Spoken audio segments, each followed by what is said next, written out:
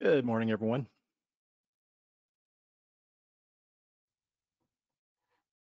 Thanks for joining.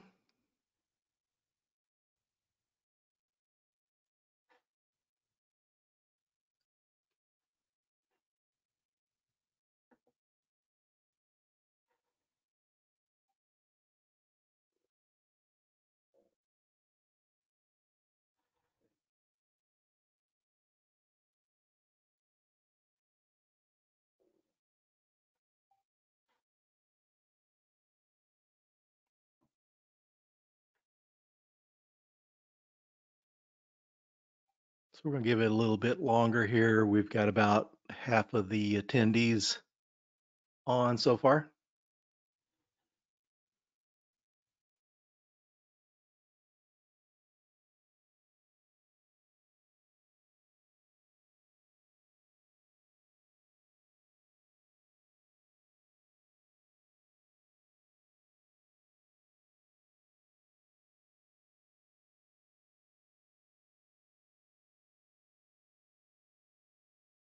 Can everyone hear me? Okay. Don, can you hear me?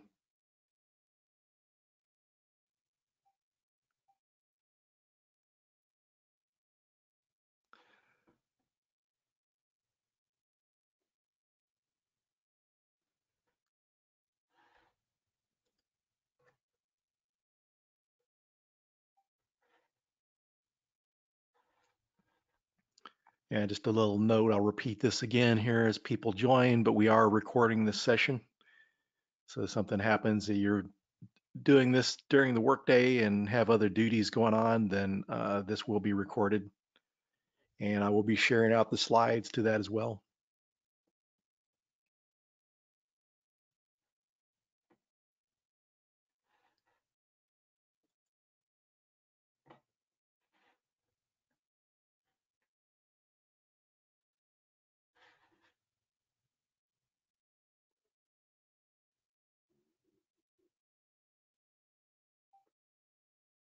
Yeah, for everyone that's joining today, I got my trusty friend and co-host assisting me today, Don Donzel.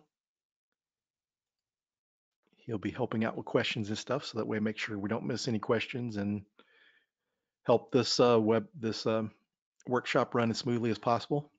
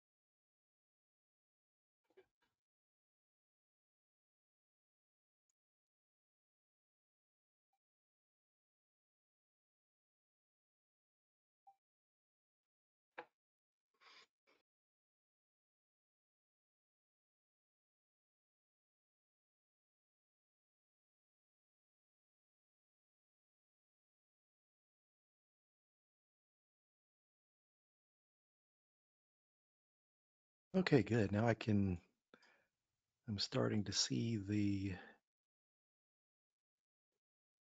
See some folks in here. I'm used to using Zoom, not used to using the expensive good stuff.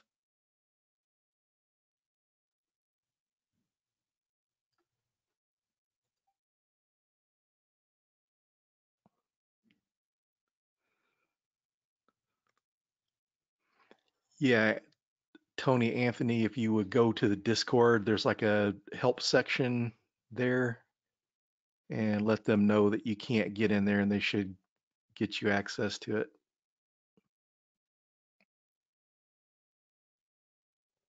Yeah, the student help section. So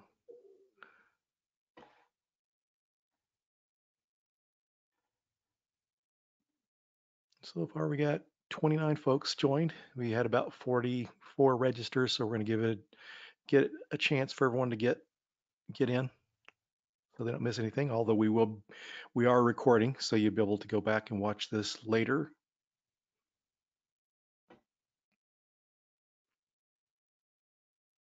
And I'll mention this again, but one of the things with this workshop, you're not only going to learn something today, I'm going to give you some resources that you can do further learning, because it's kind of impossible to learn web app pen testing in a 4-hour workshop, but we're going to get you up and running here, and then we'll be able to, provide you some resources so you can study after once going forward from here.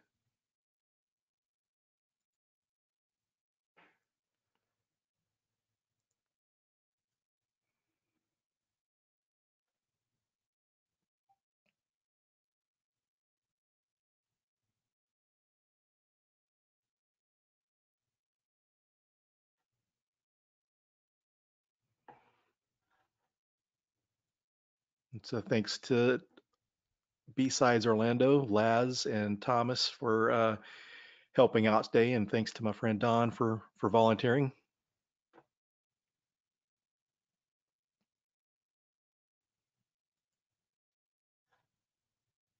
As Don mentioned, we're recording this, and we'll send that info out later, as well as I'll share the slides as well too. I've been given this workshop since November 2018. The first place I gave the workshop was at BSides DFW, and it's evolved over the years. And actually, this week I've made some additional updates to it.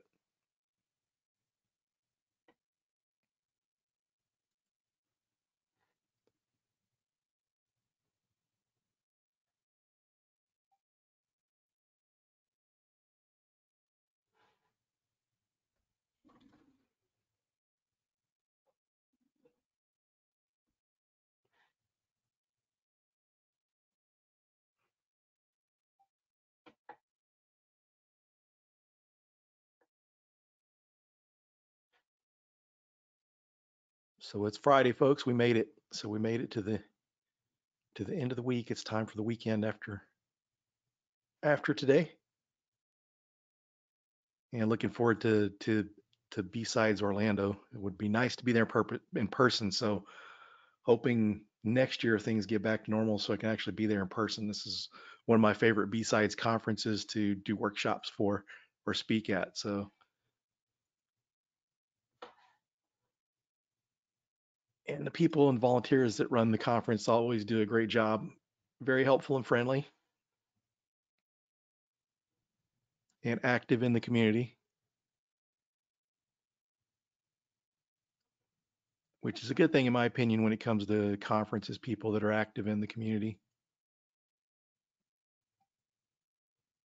So they're out going to other conferences, seeing what other people are doing, going to your DEF CON conferences and stuff, and continuing to improve and evolve as the other conferences do. Just like a lot of conferences did starting last year due to the pandemic. We had to shift to virtual, so a lot of conferences, including BSides Orlando, made that pivot really well. So let's see how many we got here. We got 31 people on, so we're going to give it just about another 5 minutes and we'll get started. So we got plenty of time today. This has traditionally been a 2-hour workshop. So we got about twice the time today, so we're not in any kind of rush, and we'll take some breaks throughout the workshop. That way you can refill your caffeine or what are your favorite fluid to hydrate with.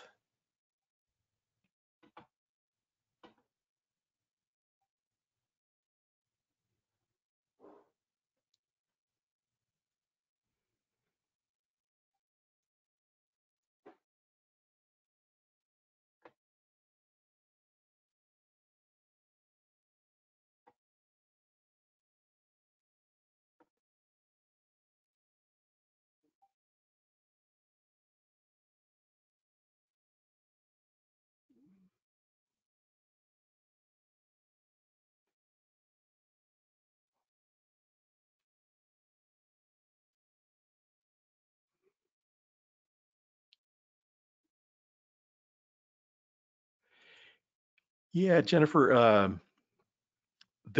got some labs on here that will be setting up during the workshop.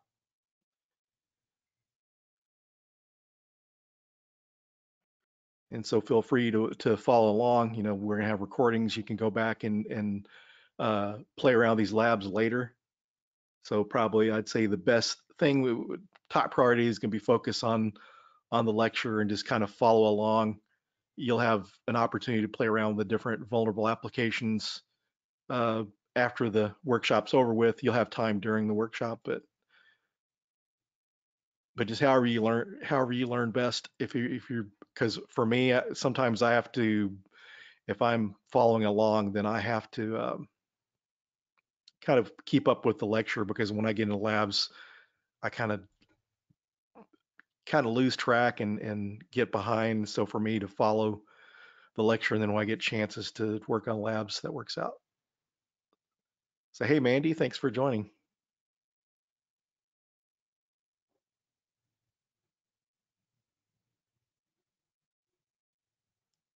Welcome everyone. It's good to see some familiar faces on here.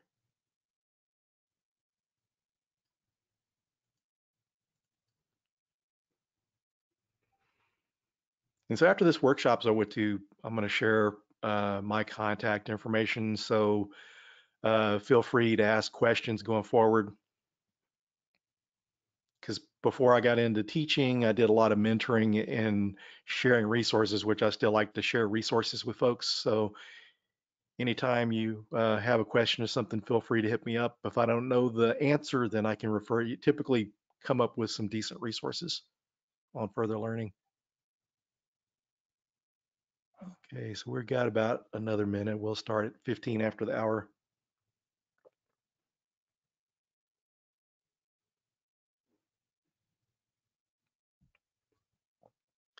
And if you don't have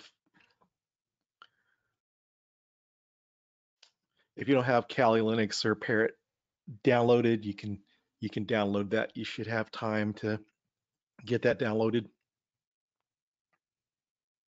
And as I said, you can follow along with this. You know, some of the following along may just be going through Kali Linux or some of the different tools, just kind of getting familiar with them as we go along. But like I said, at the end, I'll share some resources and recommendations on steps to learn further.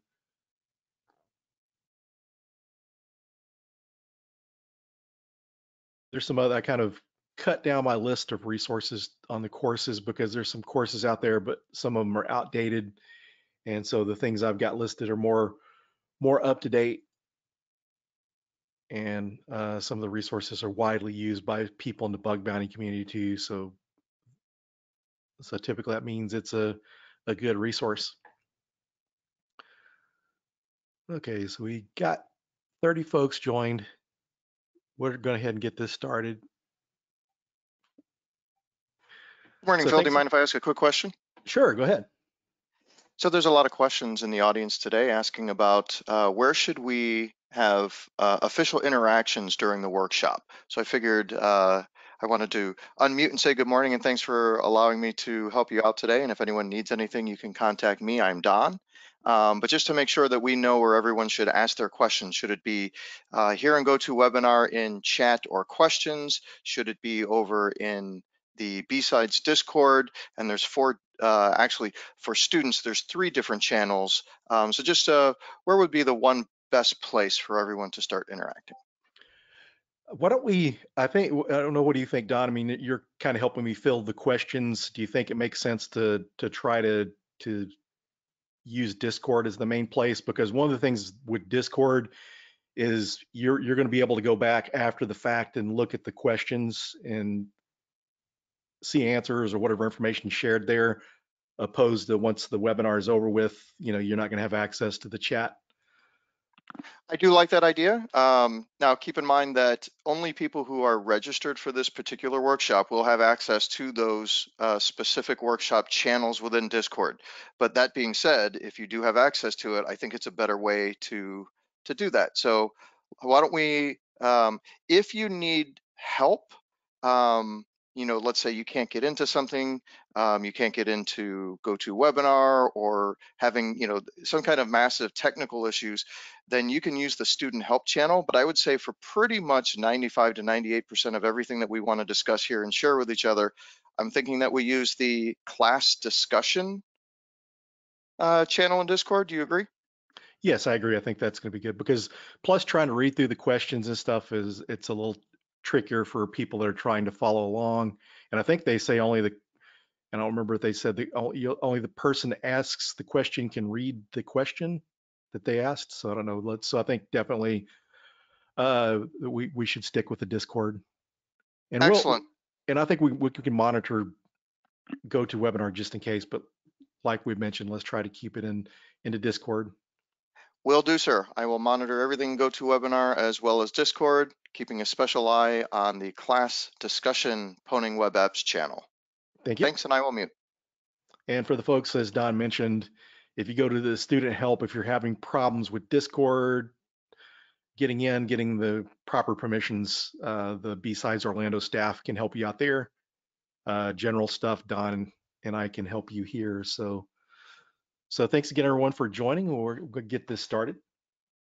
So as I'd mentioned, I started giving this workshop back in 2018 at BSides DFW in November 2018. It was the first workshop that I'd done at a conference, and so it's been a good workshop. It's evolved over the years. I make updates over the years as time goes along, and I've made some of probably the most major updates here this week. So I hope you enjoy. And for those that didn't hear from the beginning or notice in the chat, we will be recording this, and this will be available later, as well as the slides will be available. And also uh, mention again that this workshop, you should learn something from it, unless you already have experience in this area. And the more you know on a subject, you know, it's going to determine how much you learn from this. But one of the things I like to do with my workshops is I like to include additional resources and some guidance on further learning. And part of the way I designed this workshop, one of the things that hasn't changed in previous years, I created a VM for everyone to download and had everything pre-installed. So this time, you know, you're going to have your own VM. I'm going to show you how to install the script with the vulnerable applications. So this is going to give you your own environment to study in. And so this has got some of the most popular vulnerable web applications that you can use. So who am I? For those of you that don't know me, I'm Philip Wiley. I have my CISSP, OSCP, and the SANS Web App Pen Testing certification. I'm an offensive cybersecurity professional and instructor, uh, founder of the Pwn School Project. I've been in IT and InfoSec for just now 24 years this month. So I started out as a sysadmin back in 1997 and then moved into security in 2004, doing network security. And then after about a year and a half, moved into AppSec. And AppSec is where I got interested in pen testing. I got to run web application vulnerability scanners. I managed third-party uh, web app pen tests, and so that's kind of what got me interested. And then March of 2012, I got laid off from my job uh, from a mortgage company that I've been there many years. Got laid off from there, and I applied for a job as a consultant doing pen testing. So I started out my first year doing uh, general pen testing, some web app. My second year, I specialized in web app pen testing. So this kind of forced me, encouraged me to do a little more preparation in that area. So I need to learn web app pen testing and mobile pen testing. So I had to turn a focus on that. I did that for a year.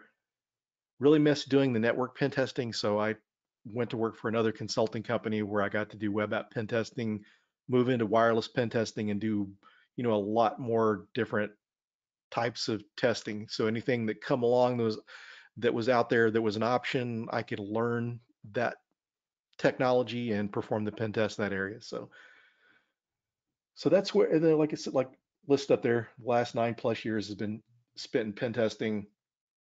I started, I'm a former adjunct professor from Dallas College. I taught there for 3 years and 8 months. I was the one that designed and started the ethical hacking course there and went on to start a web app pen testing class the second year there. And so it's been a good experience. It really kind of taught me one of my passions because I like mentoring, and I felt like I've really found my calling in life, my purpose. I've always been kind of a competitive person from my powerlifting days, which I still compete in powerlifting. So one of the things over the years, as you get older, it's kind of harder to stay up later, put in the hours studying. It's kind of, the goal of being the best or one of the best became a little more difficult. But one of the things I focused on is the mentoring and teaching, since that's one of the things that comes more natural to me and something I get more fulfillment out of. So that's kind of how I got into teaching. I have a book out on becoming a pen tester that started out from my first day of class lecture each semester, and some of the other professors at the school where I taught would ask me to come in and tell their students about pen testing, and I would share this talk, which later became the Pen Tester Blueprint, which I gave in for the first time in November 2018 at BSides DFW, the same conference I did this workshop for the first time. So if you're interested in becoming a pen tester, this is a really helpful book for someone that has no experience in that area, because what this book does, kind of in the spirit of my conference workshops and talks, is there's resources in there on what you need basics wise to become a pen tester, because there's some prerequisites you need. If you're going to be a network pen tester or a generalist, you need to understand networking. You need to be able to understand the technology to be able to hack it. So it includes that kind of information in there. So it's not really a book that shows you teaches pen testing. It kind of gives you some guidance and recommends some courses and books and different resources. So I also host a podcast called the Hacker Factory Podcast, which comes out each Friday. Today, episode 27 drops, and I have like a former NSA uh, exploitation specialist on that was actually he's featured on one of the Darknet Diaries. I think the Raven episode. Uh, I can't. I think I have the title kind of parts of it missing, but at any rate, he was on. I have Dave. I've had Dave Kennedy on and several other great people from the community sharing their knowledge, experience, and how they got started and recommendations. Also, Leith Dennis from Innocent Lives Foundation was one of my most recent guests. If you haven't checked that episode out, you definitely want to. And at the end, I'll be sharing links to some of those. So I'm also an Innocent Lives Foundation ambassador, and I have some of my fellow ambassadors on here. So shout out to them. And so the proceeds, anything made above the cost of the GoToWebinar license today goes to Innocent Lives Foundation. On a lot of these workshops, these conferences like BSides Orlando, the opportunity for the instructor to make money is there. So yeah, thanks for sharing that. So any rate, so any rate, the money goes to Innocent Lives Foundation. So the people that teach the workshops can have the opportunity that money goes to them, or they can do whatever. And so, like myself and Elif Dennis, we're donating our money to uh, the Innocent Lives Foundation. And if you haven't heard of the Innocent Lives Foundation, they help unmask child predators. And with, you know, the pandemic and children on the internet more, this is needed even more than usual. So we definitely need, you know, the help there. You know, Innocent Lives needs the help with your funding to help the organization because it takes money to, although they work with volunteers, it takes money to run the business and so forth.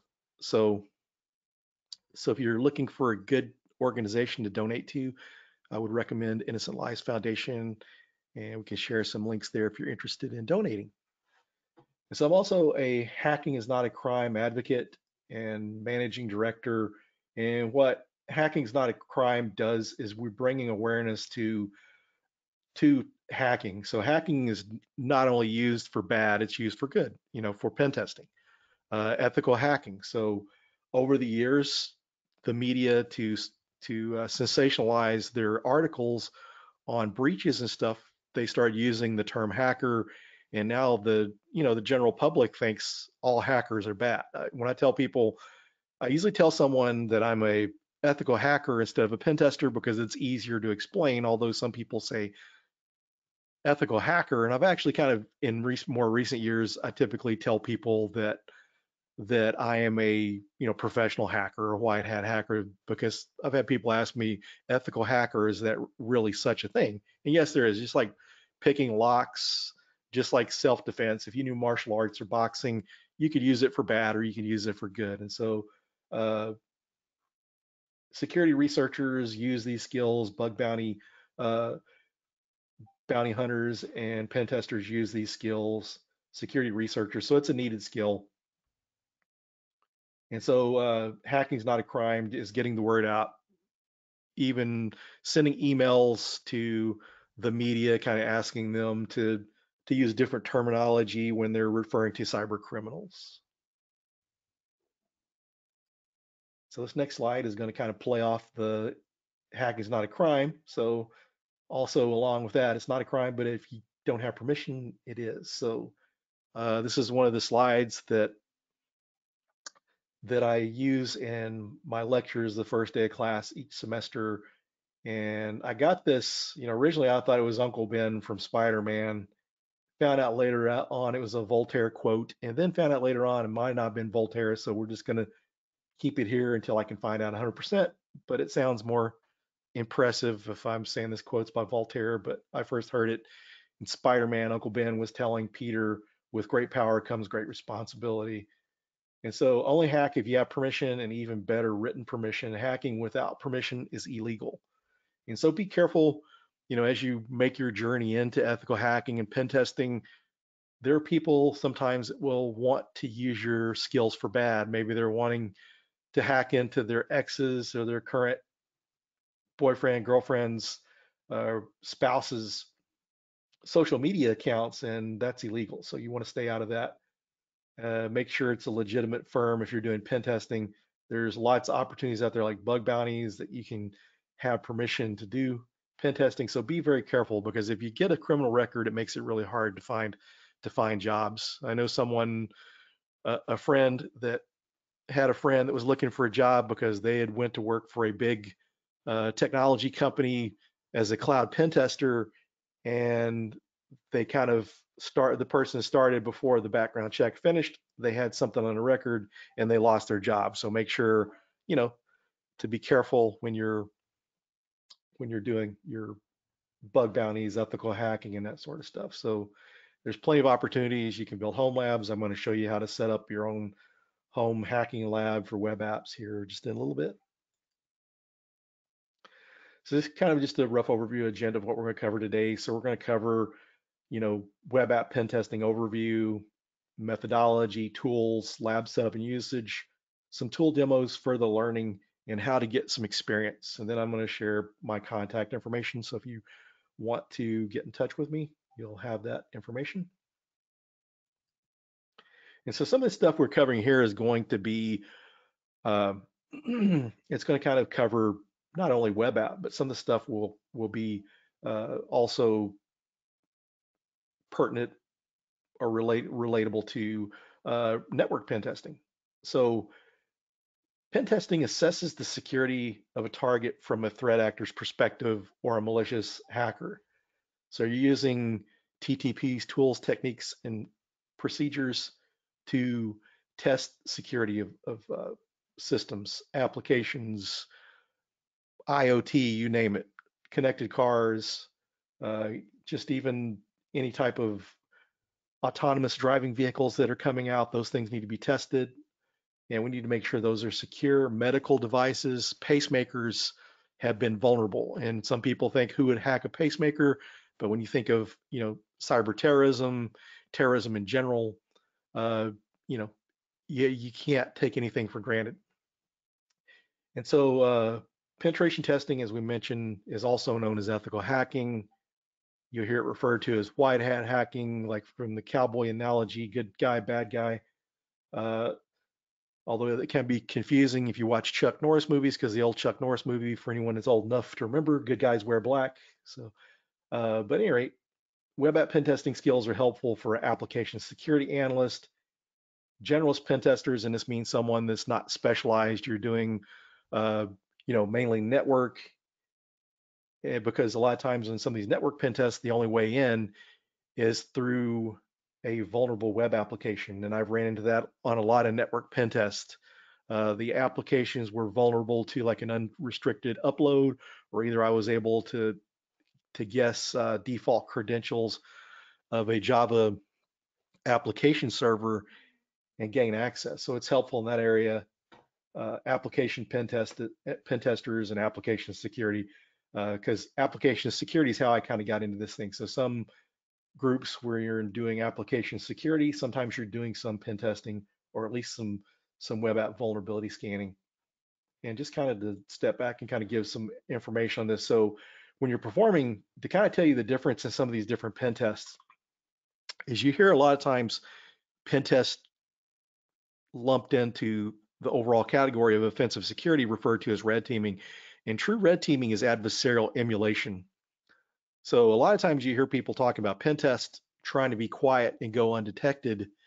And typically on a pen test, that's really not the main focus there unless it's a adversary emulation or red team operation. So usually when a pen test, your time is limited. You're not truly emulating an adversary using adversary techniques and stuff due to the limited amount of time. You've got to test, get as much testing done as you can. So you're not really focusing on being quiet. So that is a good thing to have. And kind of a different way I describe to simplify uh, pen testing with red teaming is with pen testing, you're trying to find every vulnerability and exploit any vulnerability possible to see if it's exploitable. With the red team engagement, you're going in, you're trying to go undetected. There's very few people that know that the engagement's going on to test the blue team to see if they're detecting the activity and blocking the activity and that sort of thing. So that's where, and also with a red team engagement, you're trying to find things that could lead to a breach. So I've found one or two things that I can exploit to get a foot in. Maybe you can't, maybe it's only one thing. This relies a lot on social engineering and phishing emails. So maybe you can't find an exploit to get a foothold in. So you're sending a malicious email with a payload to try to gain access. So this uses more social engineering in that area. So just to kind of give you an idea. And so vulnerability scanning, sometimes there's companies with questionable ethics that will run a vulnerability scan, put it in a pen test report and call it a pen test. Sometimes this is lack of understanding on their part, or they're just depending on the lack of understanding of their customers. So this is running a vulnerability scan. That is not a pen test. That is a vulnerability scan and a part of a pen test. A vulnerability assessment is a step further. You're going through running vulnerability scans and other tools. You're validating your findings that you are finding from the vulnerability scans, because sometimes vulnerability scanners will find false positives. And one area that vulnerability scanners tend to find a lot more false positives is when it comes to web app pen testing. So back, years ago, people still use it, but web application vulnerability scanners will sometimes find false positives. So you got to go through and validate those, just like any network pen test for a vulnerability assessment or a pen test need to validate those findings and make sure they're truly vulnerabilities. And that was, basically what a vulnerability assessment is. So for a pen test, you're going to step further. Any of those vulnerabilities that you validated that are truly vulnerable and not false positives, now you're going to see if they're exploitable. So you're going to go on exploit DB and look up and see if you can find any vulnerabilities and see if those can be exploited. And that's where you exploit or hack into it, more common terms towards that. So it's a good idea to know the terminology. So people, hacking and exploitation are used kind of interchangeably. So that's just kind of give you an overview of, some terminology. And pen test, there's going to be, sometimes you hear it referred to as a time box security assessment, meaning you've got just a certain amount of time. When you're using consultants, that's going to be more expensive for your organization.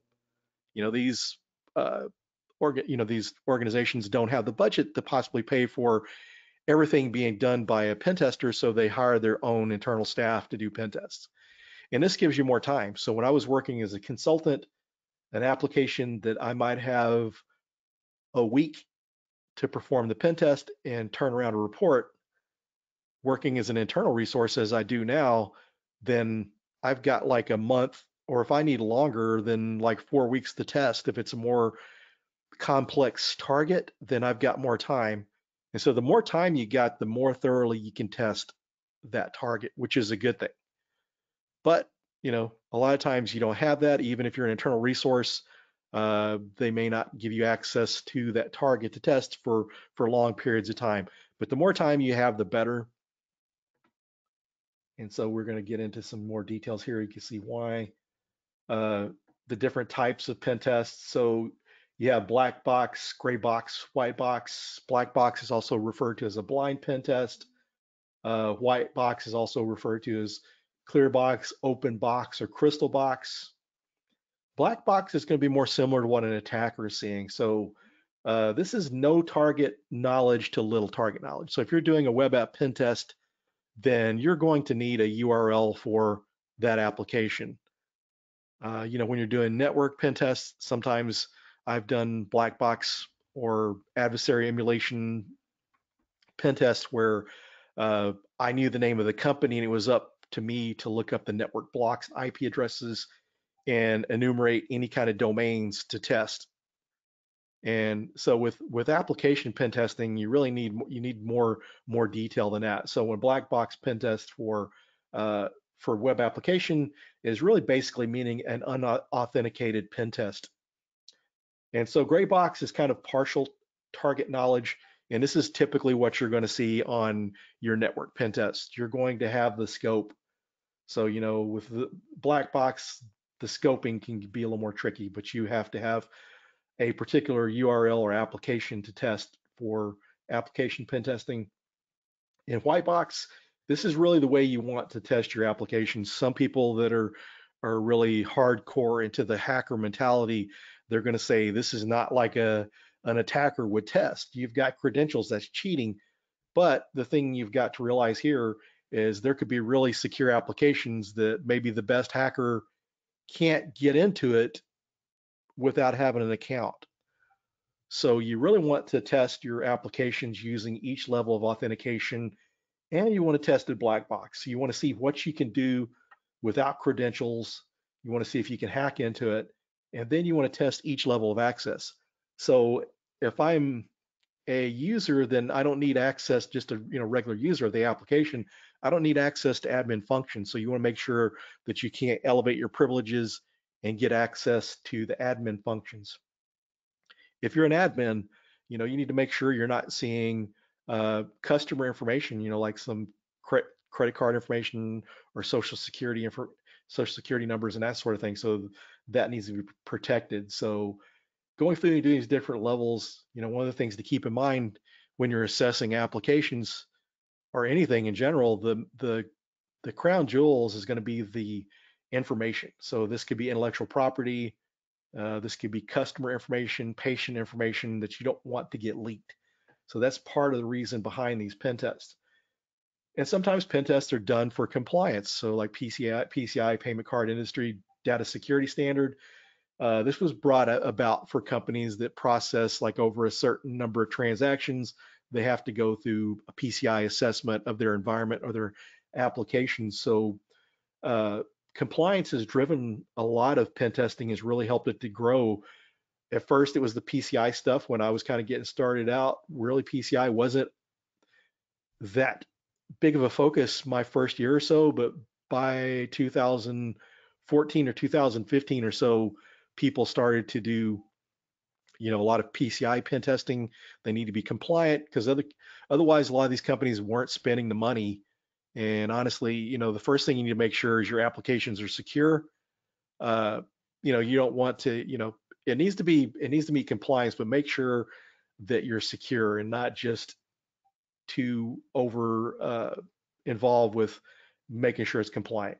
If you're secure, most cases you're going to be compliant. There may be a few little nuances that you need to make sure uh, are secure, but make sure that you're compliant. And as mentioned, uh, you know, the type of knowledge you be able more thoroughly test, and also the speed of which you can test. So the more information you have, the quicker you can perform a pen test. If you're set out to only test an application black box, and it's going to take you longer than it's going to do white box pen testing.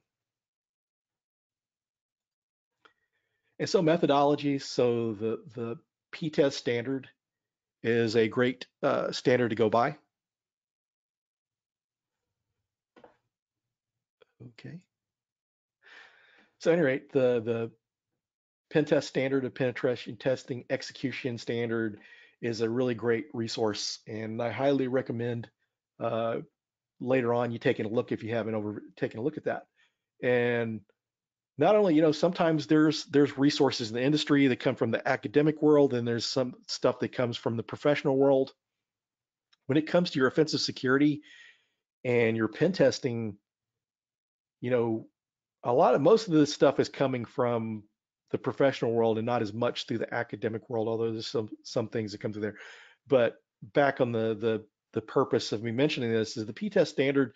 You had people like Dave Kennedy, Carlos Perez, Chris Gates, Joseph McCrae, Chris Dickerson from Lawyers Consulting. You have some of the biggest names in the industry and some of the folks that have been around the longest that help define the P-test standard. So the main section define the standard as the basic basis for penetration testing is pre-engagement interactions, intelligence gathering, threat modeling, vulnerability analysis, exploitation, post-exploitation, and reporting. So the P-test standard gives you good questionnaires on what to ask people during the pen test to make sure you're helping them properly scope a pen tests. So when you're getting started out, you're not going to be spending as much time on the scoping piece of this. You may be on scoping calls starting out to learn. But so the pre-engagement interactions is statement of work, setting the rules of engagement. So the testing times, what things are out of bounds. A lot of companies are going to make sure that you're not performing any kind of denial of service testing. It's just it comes up a lot, and I still hear that a lot when you're testing someone's application or environment. They'll say we don't want you to perform any denial of service, and that's typically you're not going to do that unless it's a request. Some of your vulnerability scanners are going to detect if it is vulnerable to denial of service. And in that case, instead of checking, validating it's vulnerable by performing a denial of service with that particular exploit, what you're going to do in that case is use version information, because then this version of the application is vulnerable. So that way you can show in your remediation section of your report that they need to update the version to prevent like denial of service. And so this is basically the kind of getting started in your pen test, the pre-engagement scoping. So intelligence gathering, this is going to be when you're getting into your uh, scanning. This could be passive, where you're not touching the network, you're just pulling information using like open source intelligence stuff that you can get from the internet, things that are not interacting with your application or your target with the passive. Then you get into the active stuff where you're actually doing your vulnerability scans, you're actually interacting with the application. Then you have like threat modeling. So as you find vulnerabilities, uh, threat modeling gets, well, to back up, threat modeling is more important on more complex targets. So threat modeling, you're looking at your threat vectors, you're looking at the environment, how things affect that. So if you're complex systems like ATMs need to have threat modeling done, some product, app software or device that your company creates needs to go through a threat model to find the threat vectors and considerations for where that technology is being used. So if it's an ATM on a country road, you know, in this, outside the big city, then usually you're not going to have security guards 24/7 coming around. So physical attacks are going to be more of an issue. So you're going to want to put that into your threat model. If you're like in downtown Manhattan, Dallas, or Chicago or somewhere, the physical piece is going to become less of a focus because it's going to be busy. There's people around to see what's going on. Law enforcement and security constantly coming around. So you're basically seeing how the environment and and it basically shows you how to test this. So with a web application, then databases are a threat vector. You know that particular software versions are a threat vector. So the threat modeling, with your more simple just network pen test, application pen tests, or web application pen test, you're not going to be in that as much. But one of the things as you're getting started out in security, understanding threat modeling is good, even if you're not a pen tester, understanding how to do a threat model. So if you're managing pen test, if you're able to do a threat model of an application or a technology, then you're going to be able to better scope and set the goals for your pen test.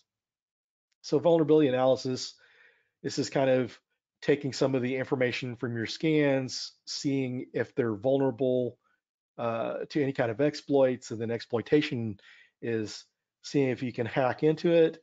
Post exploitation is what happens if you get a foothold. So if I'm able to upload a malicious uh, Java file to create a Java server page, what can I do with that? Am I able to upload, if I get a shell to that system, if I'm running as a lower level service account, which you should be, then the attacker is going to have to elevate privileges, and that's the same thing as a pen tester. You have to escalate privileges. So escalating privileges is part of post exploitation.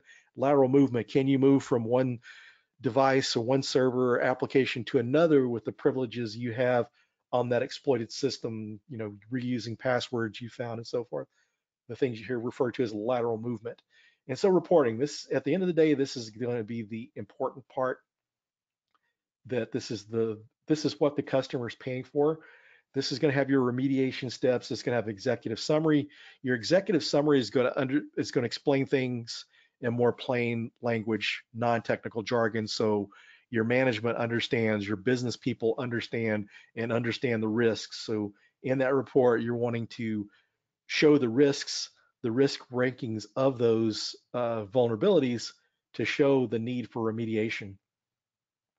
So that's going to be a very important part of that.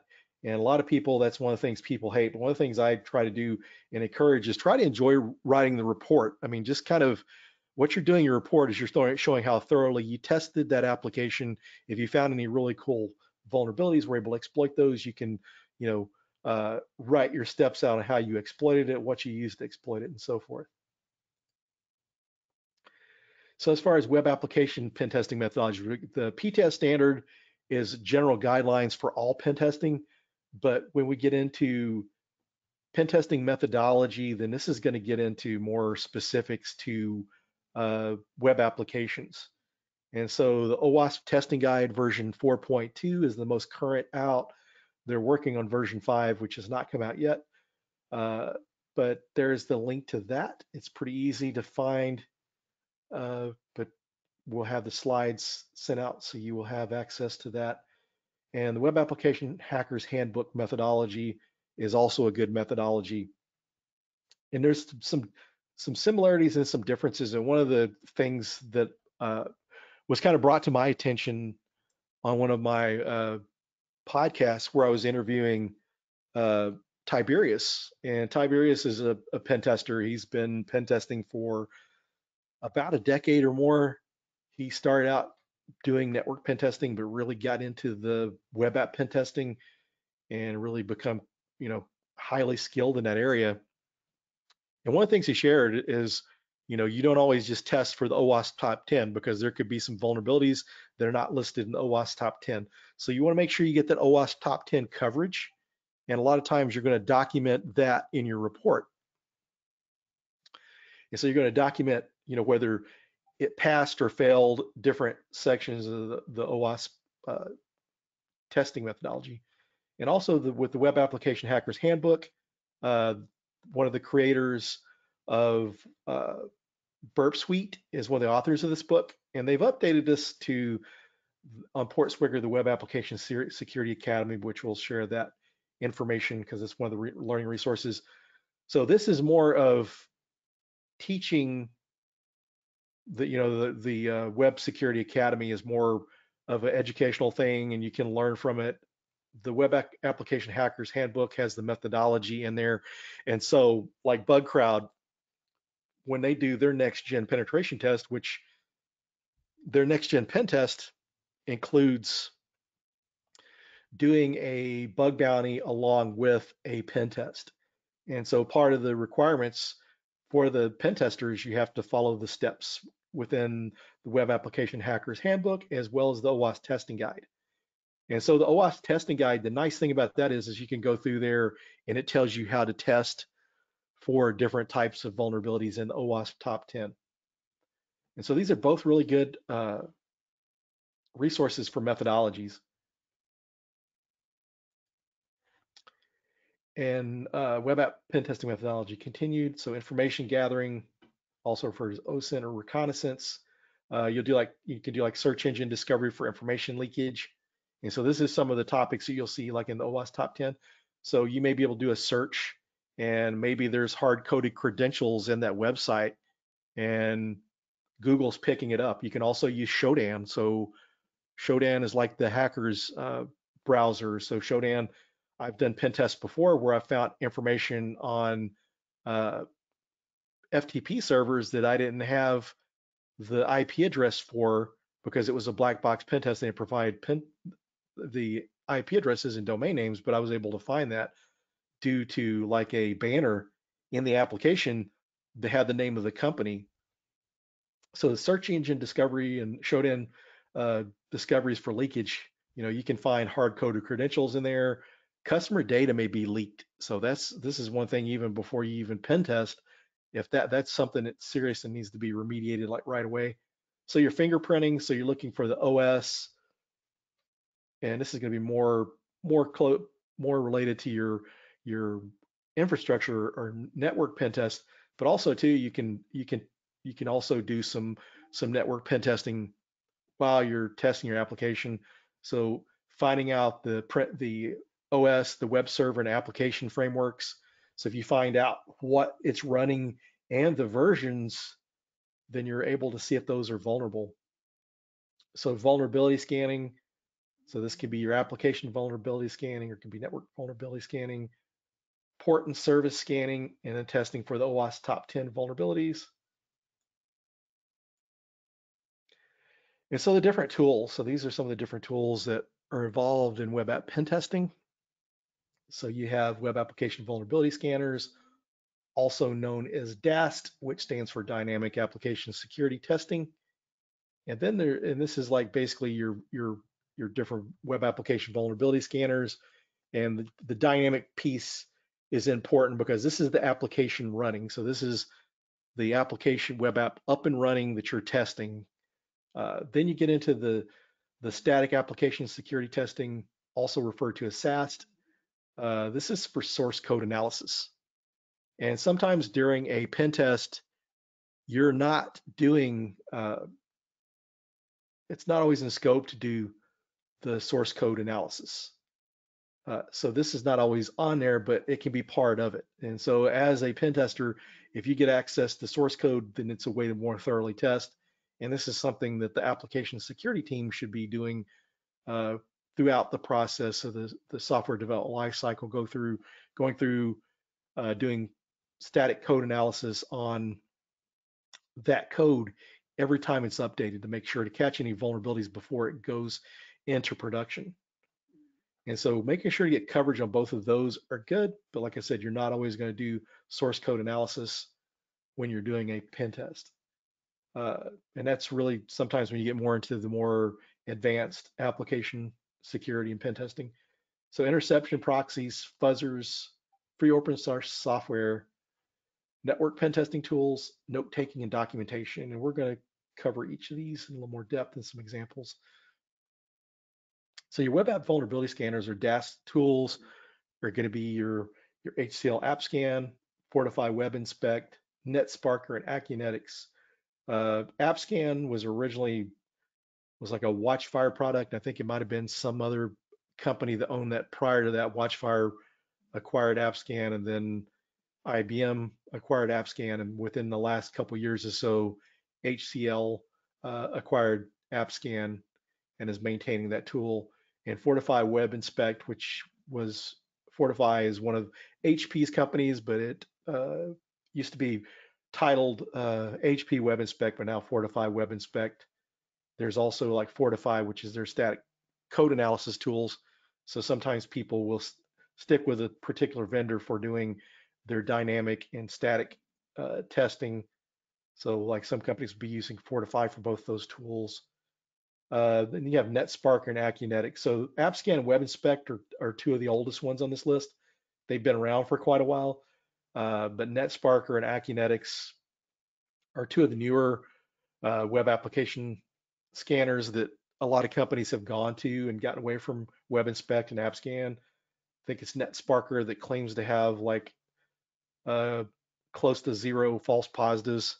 So one of the things when you're ruling out false positives, when you're doing web app pen testing, that can be a lot because you can get a lot of uh, false positives.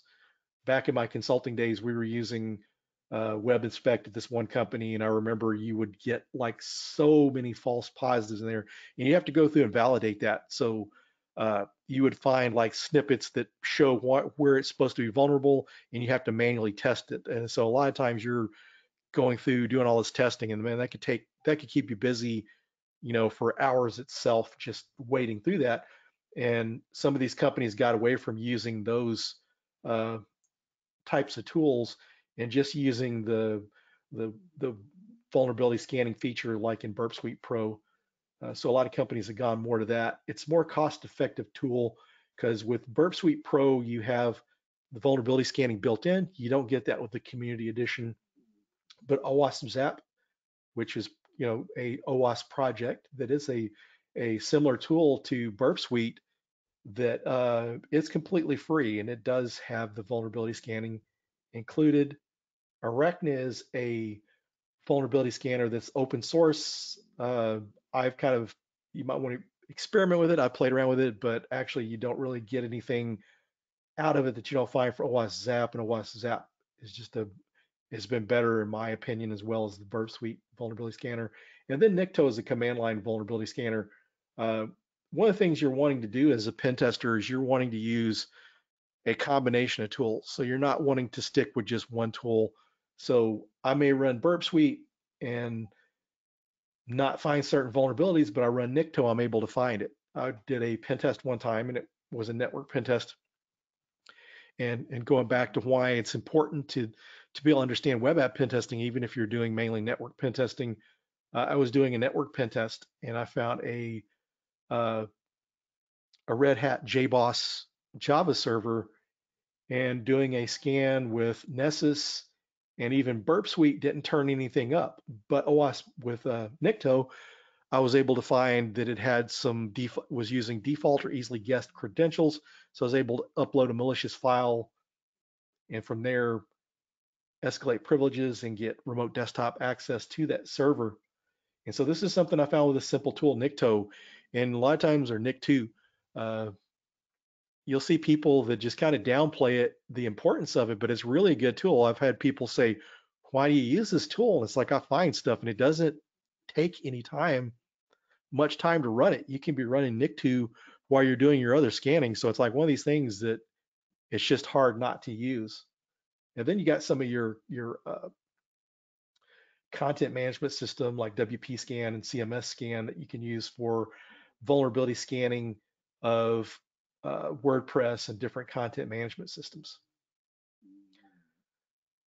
So here's some of your SAS tools. So Veracode, Fortify, and Checkmarks.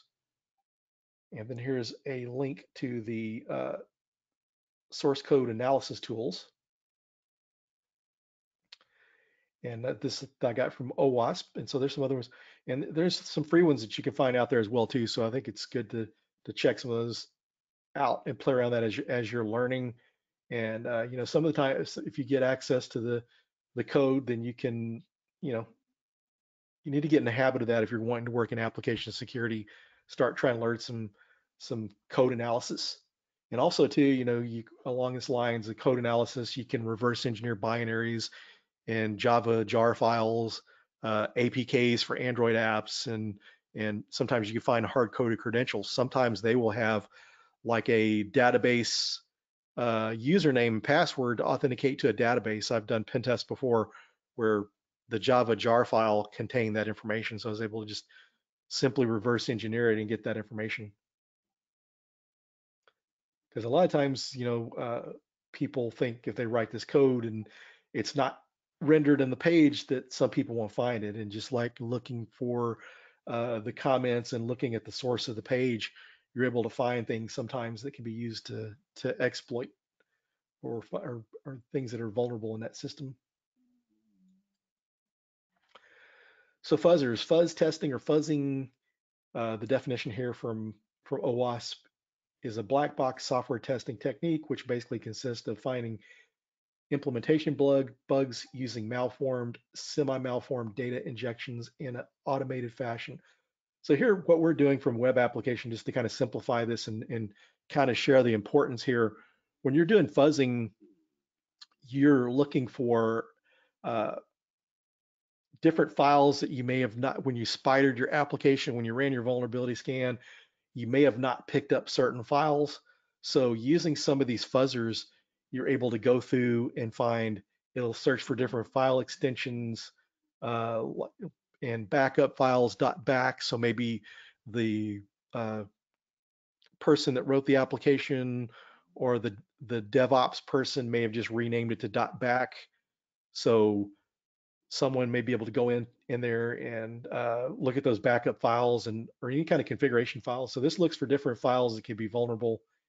And sometimes, just by fuzzing, you may inject some type of code that doesn't interact well with the application and gives you an error.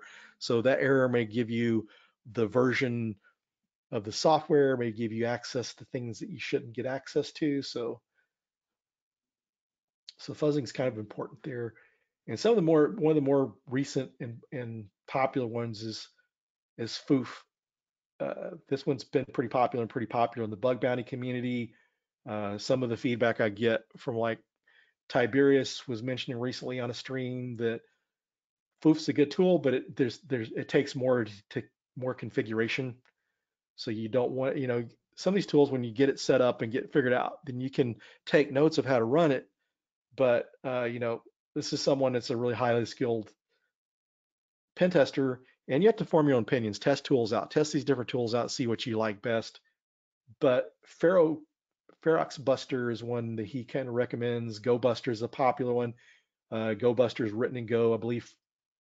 Foof is too, and Go-based applications are usually faster than Python because they're actually compiled opposed to interpreted through interpreted language like Python through a scripting language. And then you have AFL, American Fuzzy Lop by El Camtooth. This one's been around quite a while. When I took my SANS web app pen testing course back in 2014, they covered AFL, And a lot of these tools, you can find some good word lists that you can use within your tools. So within Burp Suite Professional, you can do fuzzing. You can still do some of the stuff with Community, but you have to get a little more creative with the way you do things with the non-professional version. And so like Dirbuster is a pretty popular one. One of the ones I used to like was Derby, which is a command line version of Dirbuster. And so what these will also do is what you refer to as directory brute forcing. So it'll go through, try to find not only files, but find directories out there that may have important information and things that you need to make sure that you have in scope for your pen test. But one of the things I really like to do whenever I'm using any of those tools, so as I mentioned here, OWASP has a fuzzing feature, and with Burp Suite, I like to fuzz there because with a lot of these tools, your main tool is typically going to be something like Burp Suite or OWASP Zap, and it's a good idea to be able to keep your resources within that one tool. So if I'm running something, if I find something with one of these other fuzzers, then I could do further testing with Burp Suite or Zap. So if I run tools or do fuzzing within those applications, then it makes my job a little bit easier.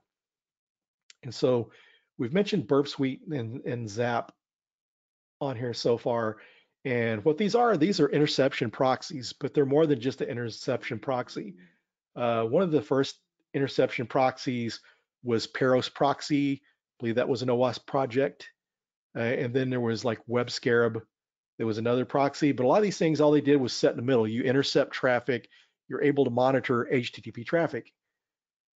And so you're able to go through there and see the application under the hood. You're able to see, how the information is flowing. You're able to look at the HTML code and that sort of thing. And there was some limited functionality, but with Burp Suite and OWASP Zap come along, uh, you're able to intercept and tamper with the application. So if I intercept a URL, maybe I'm able to change a character and resubmit it. So I'm kind of doing some fuzzing there. And I may get an error back.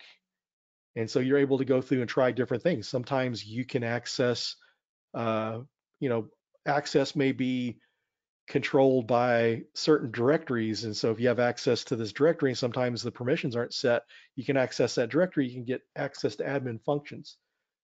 So Burp Suite and OWASP Zap are just kind of their interception proxies, but with more to it. They're also Burp Pro is a vulnerability scanner, so is OWASP Zap. So there's all sorts of tools there. There's people that write different plugins or extensions for these tools. And then there's man in the middle proxy, MITM proxy.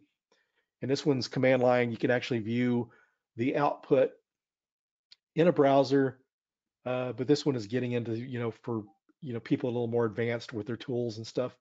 It's not as user friendly as OWASP Zap. And then there's Fiddler, which is a Windows based uh, interception proxy and testing tool. That one's a pretty good one. That's one that I typically when I'm using Windows as a testing system, I like to run that.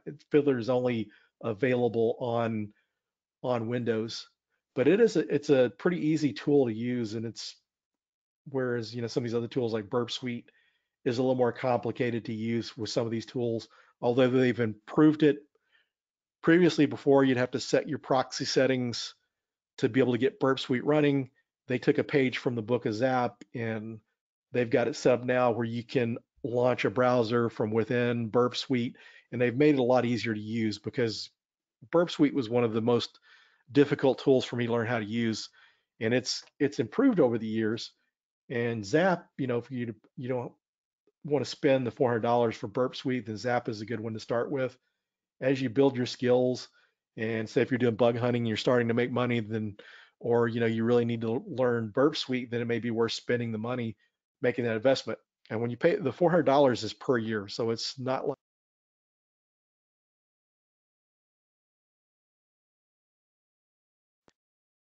So yeah, with that, you have to pay the annual subscription to keep that license.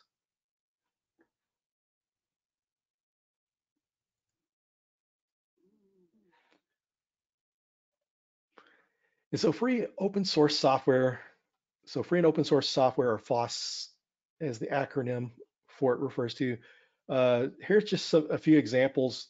A couple that are real notable that I use a lot is SQL Map and Nick2. Some of those fuzzers are free fuzzers, and free tools are going to fall into this same category. This tool, SQL Map, is for SQL injection testing, and actually a SQL injection tool. It makes SQL injection easier to work with. I mean, SQL injection is one of the more complicated exploits to pull off, and one of the most difficult vulnerabilities to check for manually. So SQL Map's a good one. So if I find something in Burp Suite that shows it's vulnerable to SQL injection, then I can use SQL Map to validate that. And one of my favorite all-time hacks and stories about a web app pen test, I was testing a web app in 2015, probably in March of 2015, March or April. And this was testing from the internet. So I was testing from my hotel room. My mom was sick and in the hospital, and I was in Mississippi visiting her. And so I was testing from this hotel. So this is accessible from the internet. So I was running my vulnerability scan within Burp Suite and saw that it showed a SQL injection vulnerability. So as I played around with it, I was able to use SQL Map to validate that it truly was a SQL injection vulnerability, and XP Command Shell was enabled. And XP Command Shell is a command line interface to Microsoft SQL databases. And so this is used for DBAs and sysadmins to administer the database, but you really should disable it when you really shouldn't be using it at all, but you should at least limit who can access it or disable it when it's not in use. But XP Command Shell was enabled, and I was able to get command line access to that Microsoft uh, server, which was running uh, Microsoft IIS, as well as a Microsoft SQL database. And I was able to get a server, dump the password hash, and crack it in like less than 30 seconds with Jack the Ripper. And I mean John the Ripper. And John the Ripper is not one of the best tools for hash cracking. It can take a while and a lot of tricky rule setting to be really proficient in it. And I just did a generic scan with it and was able to take that password hash and crack it, like I said, like 30 seconds or less. And the password was password all lowercase with the number one. And this was like this was the administrator account of that system, or NT system authority, which means you've got all access to that system level access. So even, you know, admin or better. And so I was able to get access. The interesting thing was, is the company filed a risk acceptance because it was a dev server. But speaking of scope, when you're doing a pen test, you want to stay in scope. So if it had been only a web app pen test, then other things would have been in scope, and I could have tried lateral movement or getting to other systems from that server. But using SQL Map, and this was like my first year into, I'd been like months into being a dedicated web app pen tester, although I'd been doing some web app pen testing. This one team I got moved on to where I was doing dedicated web app pen testing. This was like I'd started there in November, and this was like by March. And so this goes to show that, this tool helped me find that vulnerability. If it wasn't for SQL Mapper, I would have been able to validate the SQL injection, but not the severity of it. Be able to get system access is really severe. And one of the things you'll run into when you're doing web app pen tests is you're not always going to be able to get access to the command line. You're not always going to be able to take over the system or get access to the system. And so that's one of the things where if you're really into that kind of thing, the opportunity is a little lower there for in web app pen testing, although it is there, and you definitely should try to do that. But there's a lot less there than there is with the real actual hacking and exploitation. Yeah, the risk acceptance stuff, people really, that's one of the biggest complaints I have about the industry is people sign off, oh, this is a dev app. But the thing is, that dev app, I guarantee you, was not segmented from other things on that network. Now, if it would, and also too, is this data in that database? It could have been actual customer data. Sometimes people copy old data over and use it for test data. So these are things you have to be careful of. And as a consultant or a analyst, it's kind of hard. You can only make recommendations. At the end of the day, it's up to the person that is over that. That's whether they file the risk acceptance or whatever. But the best option is to remediate. Sometimes remediation, can be expensive, but that's one of the things when you're able to show the severity. So this was a severe risk because I got command line access to a system. I had, NT system authority access to that system. So this was high enough risk that it should have been remediated. An easy thing would have been was just disable XP command shell. You know, uh, look at the OWASP top 10 or OWASP site. Uh, make parameterized queries or predefined queries where you're only able to make certain calls to that database. You don't want your database open up because SQL injection, you're able to make database calls directly from that application, or using that application like I was doing.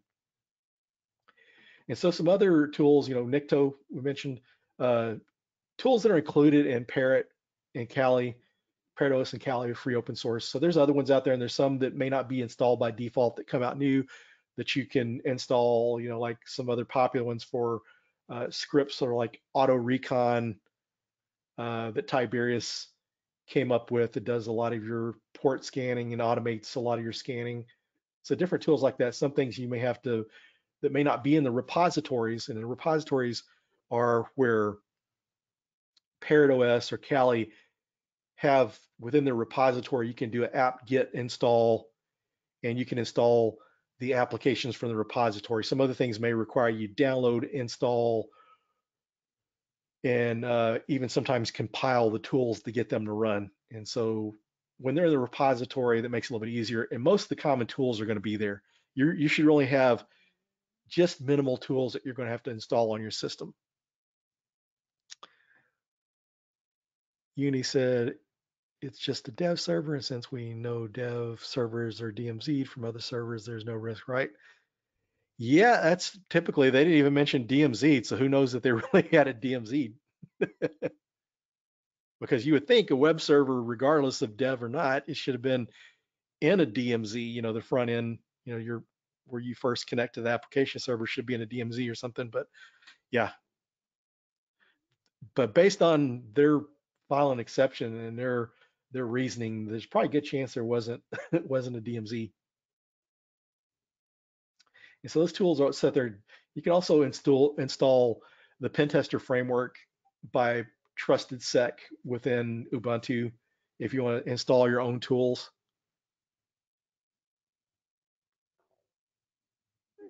Hey Lola, thanks for joining. Good to see you. So anyway, so these are different tools are installed on there. So you want to use a variety of tools and not just stick with the one. And I've kind of, you know, showed some examples of that.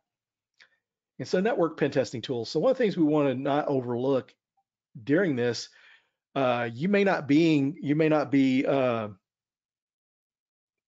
network pen testing may not be part of the pen test, but you can still do some network vulnerability scanning of that application because there's sometimes you can find things. Even on my network pen test that I do when I'm running Nessus scans and it's a network pen test, I still will do the web app checks to find any kind of web application vulnerabilities.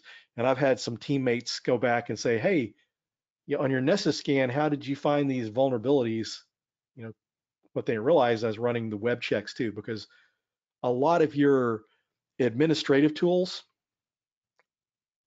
are going to have web interfaces. Just most apps are web anyway, and so you got to consider your security tools, your different administrative tools are using web front ends. So you definitely want to keep those in mind as a network pen tester. And so by network pen testing, You can also discover vulnerabilities related to unused or abandoned services or applications, as well as infrastructure-based vulnerabilities. So you can have the most secure application, and you may find a web server vulnerability, application server vulnerability, or a server vulnerability. One of your infrastructure, once you get into application server, you're kind of starting to get more into the application side. But you know what I mean. The environment that your application is running in, it needs to be it needs to be secure too. I mean, you can have the best door and door lock there is on your building, but say like if you don't have locks on your windows, or there's areas to get in and get around the lock, it doesn't matter. So as we're trying to think like an attacker, so we're trying to find any way in. And so identifying these unused and abandoned services or applications are a good way to find vulnerabilities, because a lot of times companies may be piloting different applications or different platforms if they're writing the application in-house. So, for instance, maybe we started out on IIS, but then we decided that we're going to go to Apache because it runs a little faster.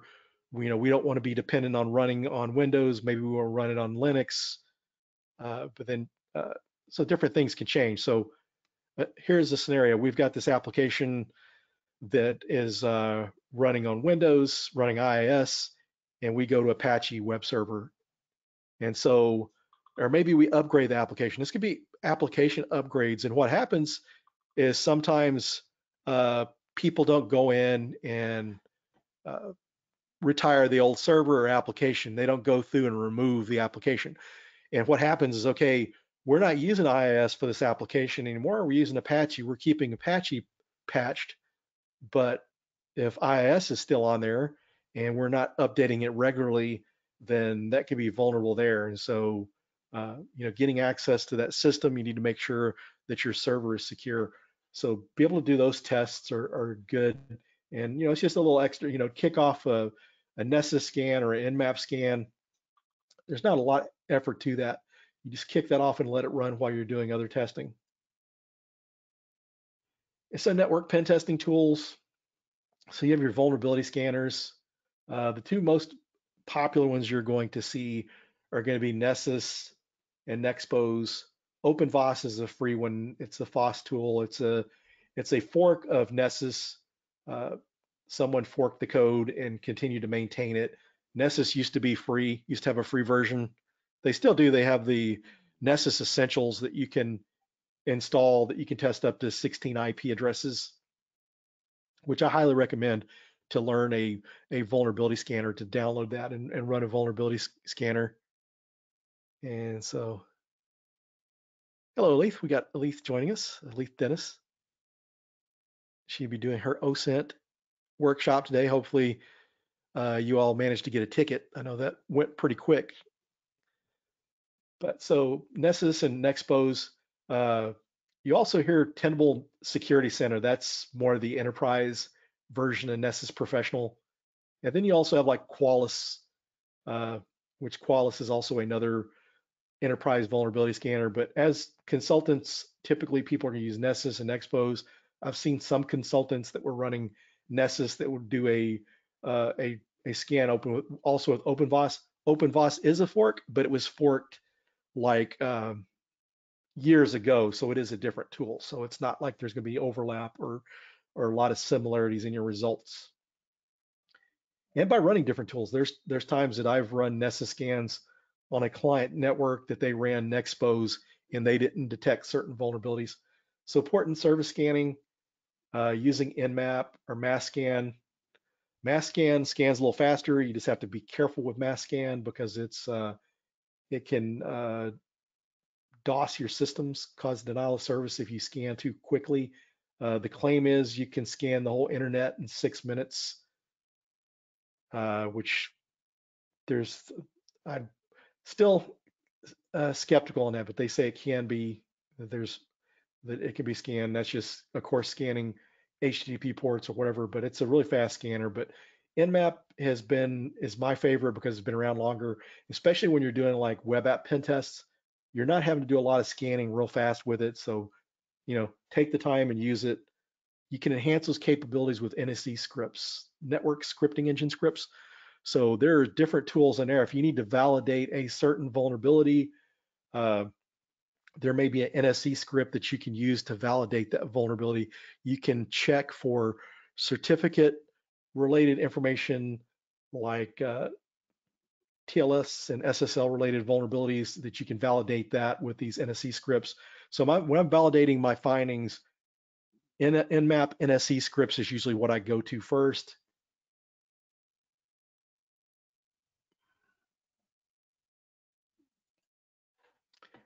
And so then you have your note-taking tools and documentation. And so you want, as we mentioned, reports. You need to make sure that you're doing your reports, your note-taking tools.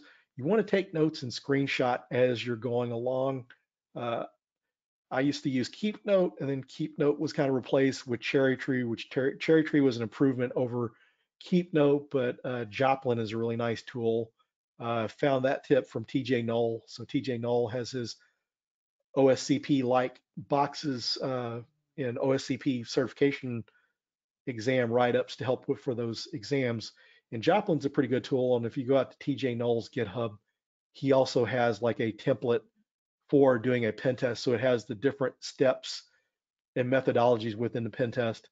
And so using tools like Cherry Tree or Joplin, some people like Notion, which I hear is a good one. I haven't really got into using that yet, or Evernote. So you can take notes of your pen test as you're going along. So collect these screenshots because sometimes, especially when it comes to network pen test, you find some vulnerability, you run some exploit once. Sometimes you can only run the exploit one time. So you need to get that screenshot and proof right away. That way you don't have to go back and possibly have to re-exploit a system. So take notes as you're going along, within your Joplin or Cherry Tree. You can have different notebooks in there.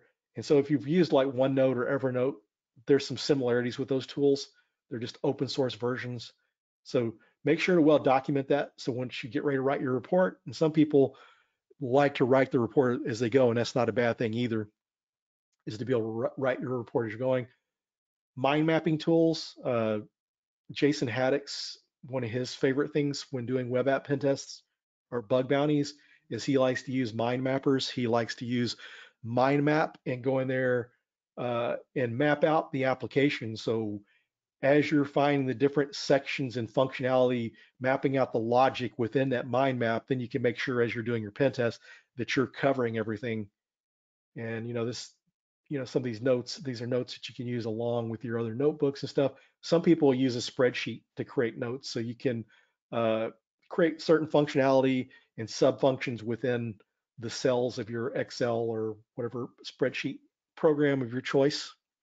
Thanks for sharing that, Don. But TJ Knoll's got some really good stuff. If you're ever interested in doing uh, any kind of any studies toward the OSCP, he's got a lot of good information, and he's keeping that up to date. And actually, TJ actually works for Offensive Security. He is an OSCP, and so he's got some great information. And so yeah, as you go along, make sure Lola brings up a point about the screenshots. When you're taking your screenshots, make sure to take plenty of screenshots and take notes for the screenshot. So when you're writing your report, you need to put a note in there what this screenshot reflects. Sometimes you need to highlight or circle or annotate things within your screenshot in your report. It's a word processing, so you're going to need to write your report unless you're using, and you still need to edit that even if you're using some report writing tools. So Word is a popular. Microsoft Word is kind of tough to beat because some of your report generators that people create in-house are usually Windows executables, and it has to take advantage of the macro function within Word to get those to work to create your report templates.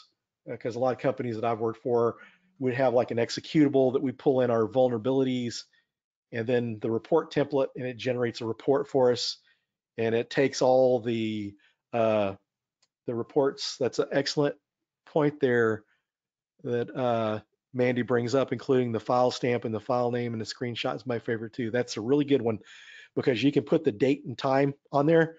And this is also good because if it's like you're working on an application and maybe they made some updates overnight, then you can kind of see this is when it was done, and then it needs to maybe go back and test. But that is an excellent tip. And good file name conventions work well too. Good, good advice there, Don. And so Don is not just a pretty face; he's full of a lot of good information.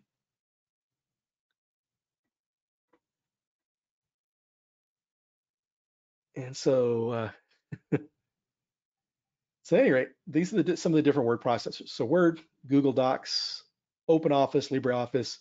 If you don't have to use like Word, if you're just writing your report out and not depending on report generators and macros and that kind of stuff, Google Docs works pretty good. And one of the things that keeps me my operating system of choice is Mac OS, and Mac OS has become my choice because it's Unix based, a Unix based operating system. Unix command line was originally based on BSD Unix, and so it was interesting because Mac OS wasn't always BSD based. When Steve Jobs was kind of booted out of Apple, he started Next Computers, and when he started Next Computers used a Unix operating system. I think it was Next OS that it used. And when he came back to work for Apple, he brought that OS over, and they kind of built Mac OS from that to make it BSD based. So it made it a lot more powerful operating system.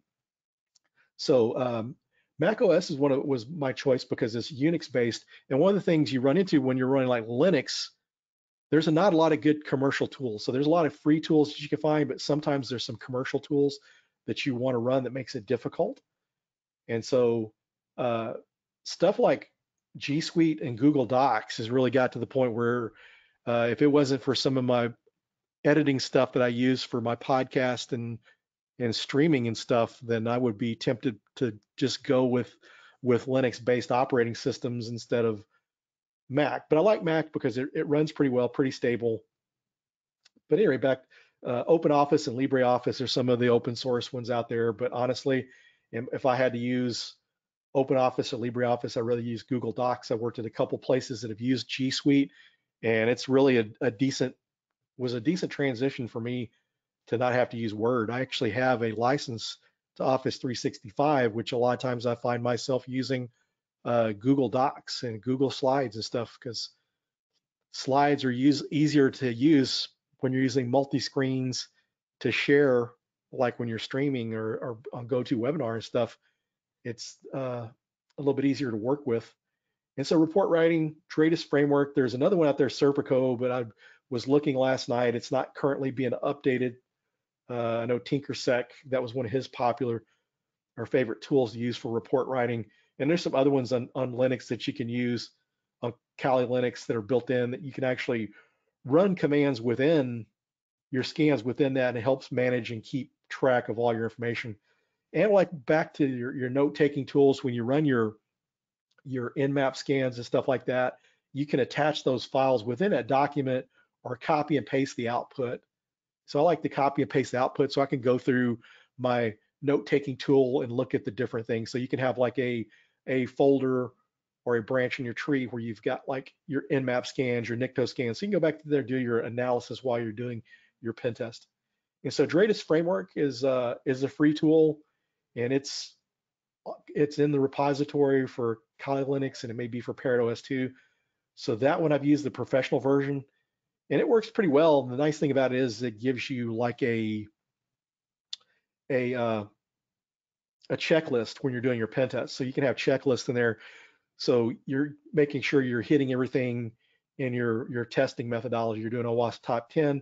That information's in there, so you can make sure that that's done. It also shows the methodology in your report that you used. So it's a really helpful tool out there. There's also a professional version, and there's also like someone has a template out there for the OSCP OSCP template for Dreidis, which is good. Tell you what we're going to do. It's here. It's 10:35 Eastern. Let's take a 10-minute break. So let's be back at 45 after the hour.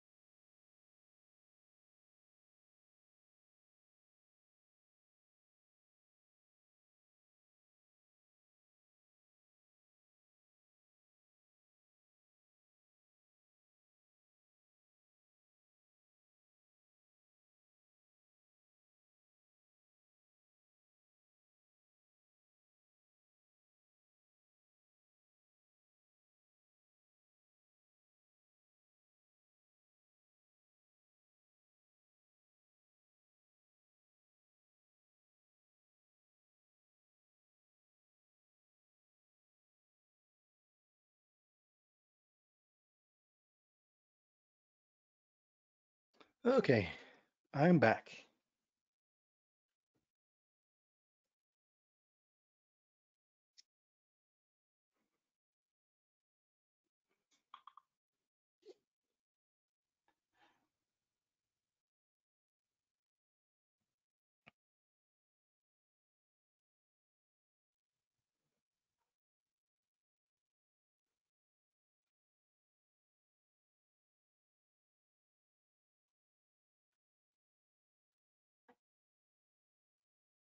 So hope everyone had a good break and got some more caffeine to help stay awake. Actually, hadn't had my caffeine today. I opted more for extra sleep instead of breakfast and tea.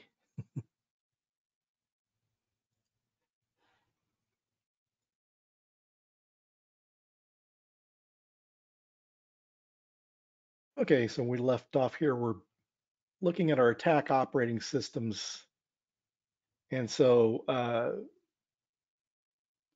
some of the options you've got here, and one of the things I'll give my personal recommendations here in a minute. But as far as attack operating systems, you have Kali Linux, Parrot OS. Parrot OS, I'm becoming more of a fan of, but one of the good things with Parrot OS, competition is always good and helps make products and softwares better. A prime example is Burp Suite uh, in OWASP Zap. OWASP Zap had their store before Burp Suite had their little app store extension store, because used to you had to upload all the extensions and manually install them on Burp Suite, but they took a page from Zap's playbook and added in the store, make it easy to install, just like used to with Burp Suite. You've just always gone in and you could launch a browser. You could even test without a browser, and Portswigger added that to Burp Suite. So same thing's kind of going on with Parrot OS and Kali Linux. Parrot OS was using Z Shell before Kali Linux. Parrot OS was doing non-root user logins first, and Kali Linux has kind of improved along the way. And I did see some improvements that is making me a little happier about Kali Linux. There for a while, there was some last year I was doing some Wi-Fi pen testing for a company I was working for when I was a red team lead, and just trying to get some of the tools to run on Kali Linux, because what happened was some of the tools, you know, Python 3 was the one being used, 2.7 was being deprecated. Some of the tools are still on there, but there were some things that were just not working properly tool wise, and so I ended up using Parrot OS instead. And with Parrot OS, a lot of the tools that I was having a problem getting running on Kali ran fine. And just getting another prime example of what I really liked about Parrot OS is using hash crackers. So using Hashcat, and even Ryan Cobb from SpecDrops had like a Medium article where he says when he usually runs hash crackers, he normally runs it on Windows because you can't get the GPU drivers to work right in Linux. And so I got this laptop. I'm trying to think what it was, an HP, I believe. Yeah, I had an HP, uh, one of their workstation style laptops, which means more memory than usual and beefier CPU, more powerful system. And the GPU didn't install from default on Parrot, but I was able to go on their website, and they actually had an article on there, a document showing how to install GPU drivers. And a lot of times you have to find that on the forums of uh, of offensive security for Kali Linux. So just to have an actual article, a support article on how to do it was amazing. And it took me maybe 15 minutes to get the GPU drivers working. So I was able to use Hashcat on my testing rig. And so after that, I was a fan. There was, a lot of good tools, and so I was a fan since then. So I mean, before I was like a diehard Kali fan and really wasn't looking at other, but at any rate, just kind of a little experience there. And then there's Ubuntu that you can use the Pentester framework, or PTF for short, by Trusted Sec. So this is a nice utility for installing scripts. It can be kind of there's I mean it's yeah, it takes some, you'll want to read up on how to install, because it's, there's a little more detail into setting things up with some other tools. But at any rate, that works pretty well. And that's what I used to run. So one company I was at, I didn't have a a Mac OS system, so I was running Ubuntu as my host OS. And I also had like a Windows VM and a Kali Linux VM, but I had Pentester framework tools running on the host OS under Ubuntu. And so I had those tools under run. And you can install stuff individually too, which is a good practice. That's good to do as well. And also too, there's like Snapped or Snapd or Snapped. That's a installer that you can use that installs some of the pen testing tools. I did side work for a company, and we use that on the Ubuntu boxes to install pen testing tools. Although I did find sometimes that you can run into some problems with certain tools. Sometimes I don't know if that's a bug that got fixed or not, but one option. Uh, so there's also the Samurai WTF, Samurai Web Testing Framework, which is used in the SANS GWAPT course. So you can actually download the ISO for that, and set up a VM. So I'm trying to think. I don't think they have pre-built VMs. You have to, they may have, but you can, I know for sure they have an ISO, so you can download an ISO and build a VM using Samurai WTF. And it's got most of the popular pen testing tools, and it's actually what we used in class. So they've actually even got a PDF that you can download. That's kind of a PDF course that was pretty similar to the SANS course. And so Windows and Mac OS or other systems, some people, like Windows or Mac, and it's good. You definitely need to know some Linux, especially when it comes to the network pen testing, less when it comes to web app pen testing. But one of the things too is I kind of recommend is using what you're comfortable with as like your main operating system. So your host OS, when you're setting up your testing system, you want to be able to run, whatever your Office suite you're running. So you can run that on Mac, you can run that on Windows. And so your primary OS doesn't have to be Kali or Parrot or even Linux, but you definitely want a VM. So the way I typically do, so like OSs that run MS Office can make report writing easier, back to the Mac OS and Windows. And Linux has commercial software tool limitations. So there's some of the commercial tools out there, you have to find similar tools, but there's not that support. That's one of the missing pieces. And if more companies wrote, of course, Microsoft's not going to want to do that, but if more companies wrote tools to run on Linux, then I think you would see more people moving that way, as Linux as an OS instead of Mac OS or Windows. But I like Mac. I really don't have a lot of complaints there. I like it better than Windows, but there's definitely a use for both. And so typically when it comes to web app pen testing, I will have my main tools running on my host OS. So like if I'm running a Mac, then I'll have OWASP Zap and Burp Suite running on there, and like maybe Nmap and a few other tools. Not everything, but just a few basic tools that I can do testing with, and then I can use my VM for the rest of the testing and stuff. And I'll even put like SQL Map in, because there's a nice plugin called CO2 that I use. Any advice on pen testing from? Nothing really there, except they used to have like Kali Linux as one of the options for their installs. Uh, just install you could use Pentester framework or that Snapped to install the different tools there. But if you're doing any kind of bug bounty hunting or side pen testing, and you don't have an environment for that company you're doing testing for, it's good to have a cloud instance of Ubuntu to test on. because that way you can sit there and run scans and let them run overnight. If something happens overnight, you lose connectivity at your home, then you're kind of out of luck. You're going to start your scans over again, and that way too, you don't have to worry about testing from your home.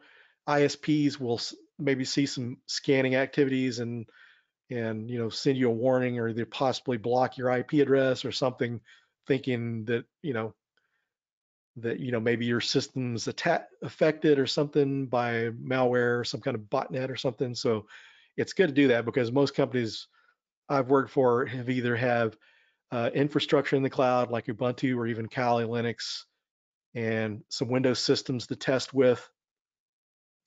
And a lot of times just setting up like a SOX proxy or VPN. So that way, even if you're testing on your system at home, you could VPN or use SOX proxy to use the outbound gateway of that cloud-based system to prevent some of your problems with the ISP running some of these tools. Another thing you could do too is uh, some of the different VPN, low-cost VPN providers like PIA VPN. I have an account with them, and that's when I play around with Bug Bounty, and I need to use a different IP address than my home internet provider to prevent getting blocked or something. So I'll use that, and then I use like Proton VPN for any kind of secure connectivity purposes, but one especially for like bug bounty or pen testing.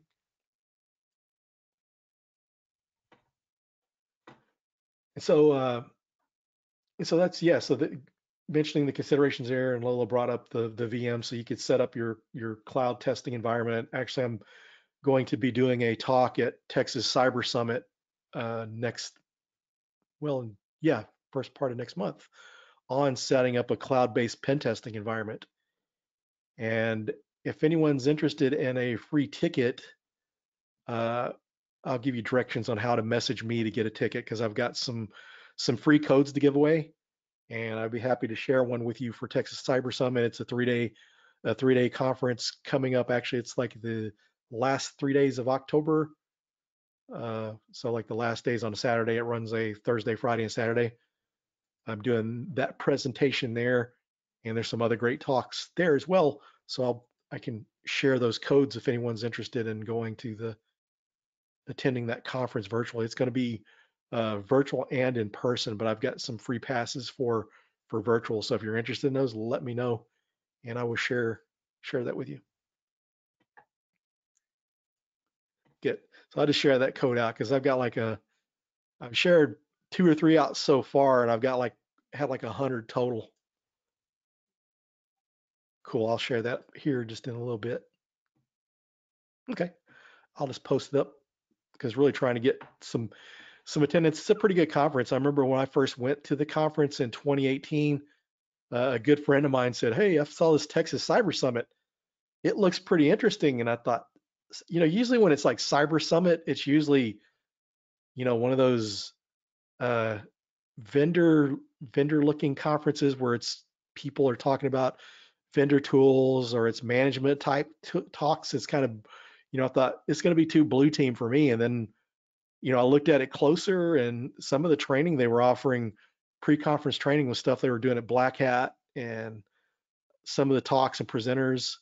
I mean, Ben 10 from Trusted Sec filled in for Dave Kennedy that first year. I think the first year we went, because Dave couldn't make it down, and then Rob Lee from Dragos was like one of the keynotes one year there. So they've got some good people coming in there, and so yeah, I'll be sharing that out with you guys, and hope you'll take advantage of it. And so when you set up that, so we'll be doing a talk on how to set up that cloud environment, because a lot of people that are really into bug bounties, they have a cloud set up, something in AWS, running some different tools out there that you can automate their process, run scans overnight. And, that way, if you have to, reboot your system or shut it down or something, that's not interfering with what you're doing. So my personal recommendations is to run Windows or Mac OS with your main testing tools like Burp Suite, and OWASP Zap, and then use a VM for some of your other tools. And I'll run like a VM of both Kali and Parrot because sometimes, you know, Parrot may, Kali may not work or something doesn't install right, and I've got Parrot to fall back on. Uh, Other optional setups is the setup of VM with a Windows VM with Commando VM scripts and Flare VM by FireEye. Commando VM is a pen testing script that sets up your system for doing pen testing and red teaming. And then Flare VM is for reverse engineering. And so these are by FireEye, and they're some scripts that you install, and you can actually run both of those scripts. And I recommend that because for pen testing, you can do some reverse engineering, and it's good to have those tools. So there's lots of overlap, just like you'll see some of the reversing tools on Kali and Parrot. And so just kind of your basic attack system OS configuration. So you're going to have the core pen testing tools, Burp Suite community, and OWASP Zap. You can use Arachne uh, as an alternative, but based on my experience running Zap, and it doesn't hurt. You may like the way it works, but based on my experience, if you don't have Burp Suite, then OWASP Zap does a good job of vulnerability scanning. And then your browsers, Chromium or Chrome, a Chrome-based browser, and Firefox, and then some browser plugins like Proxy Switcher. That way, it makes it easy to switch between just using the browser directly or using multiple tools. So I'll use Foxy Proxy to uh, set up like Burp Suite and Zap, so I can use both of those. So if you'll need to use different ports for one of those tools, and so I'm able to switch back and forth between those. And also your user agent switcher is handy because while I'm thinking about it, so I don't miss covering this, is so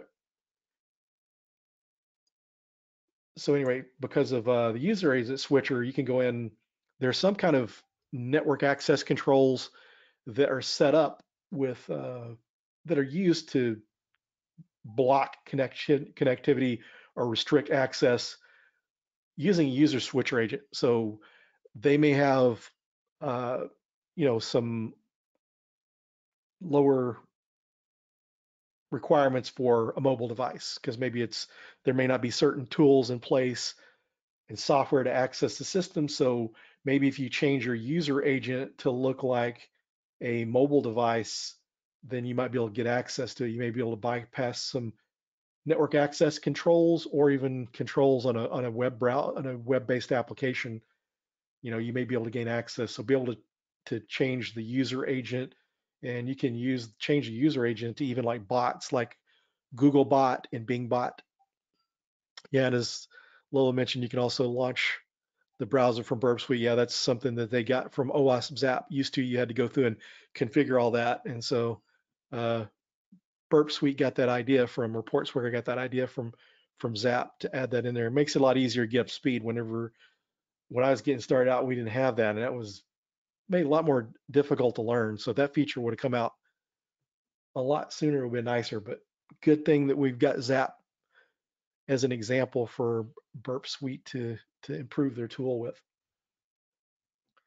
And so there's just an example of some of the different user agents. There's like Wappalizer and Built With that will show you what technologies are being used on there because when you're doing your enumeration, you need to do that. So in this section, we're going to kind of go over installing the Pentester Lab script, starting using the vulnerable apps, and just kind of go over some tools.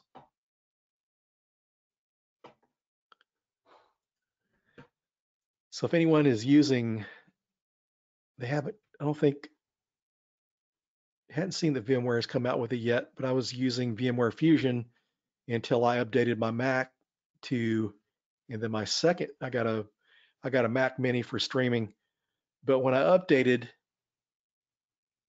those tools, then all of a sudden, you can't run, you have to run the ARM based VMs. You have to run ARM based VMs, and also you can't run run them on VirtualBox or VMware. So VMware may be updating. I don't know that VirtualBox was planning to update to an ARM platform, but I'd switched to been using Parallels and that works pretty well.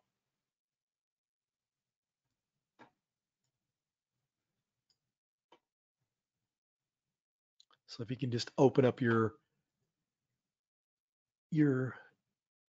Kali or Parrot OS VM, or if you're running it bare metal. But the one of the things I've really stayed away from and learned the hard way with some lessons I've kind of learned, and it doesn't hurt. You can try things out yourself and form your own opinion. But I've run like Kali Linux bare metal before, and some of the things you run into is sometimes when you do updates or upgrades, it breaks the OS. So that's one of the reasons I've liked a VM instead. Also, if you're doing pen test for customers, it's kind of a good idea to have your VM and have like a gold copy. So basically, this is uh, your VM you basically make a copy of it each time you do a pen test. And then once you're finished with a pen test and you got any evidence that needs to be off there, then you can go and destroy that old VM to make sure that you don't contaminate evidence on other pen tests. That's kind of a thing that some pen testers follow. But at any rate, if you keep that one up to dated and as you add new things to it and just copy it off, and if it breaks, then you can go back and use the other one and build another OS with it. So first we're going to demo how to install the script.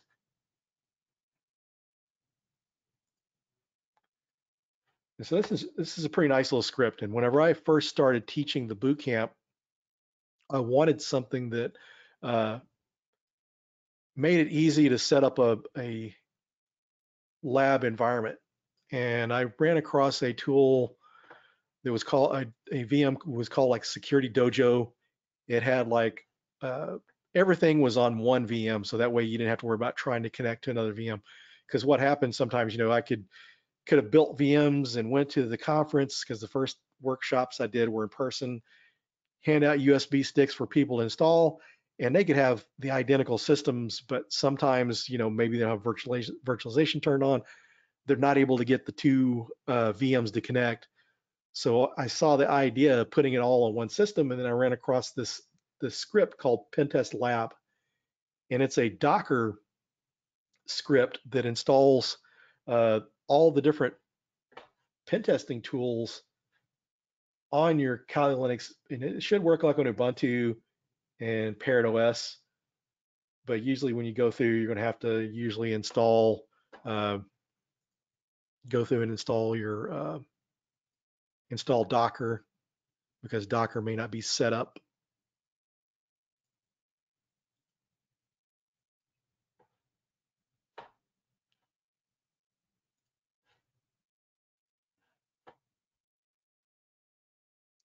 But this is a nice one. This is some of the tools that are on there. So you've got like Buggy Web App, which is a very popular one, vulnerable web app for learning web app pen testing.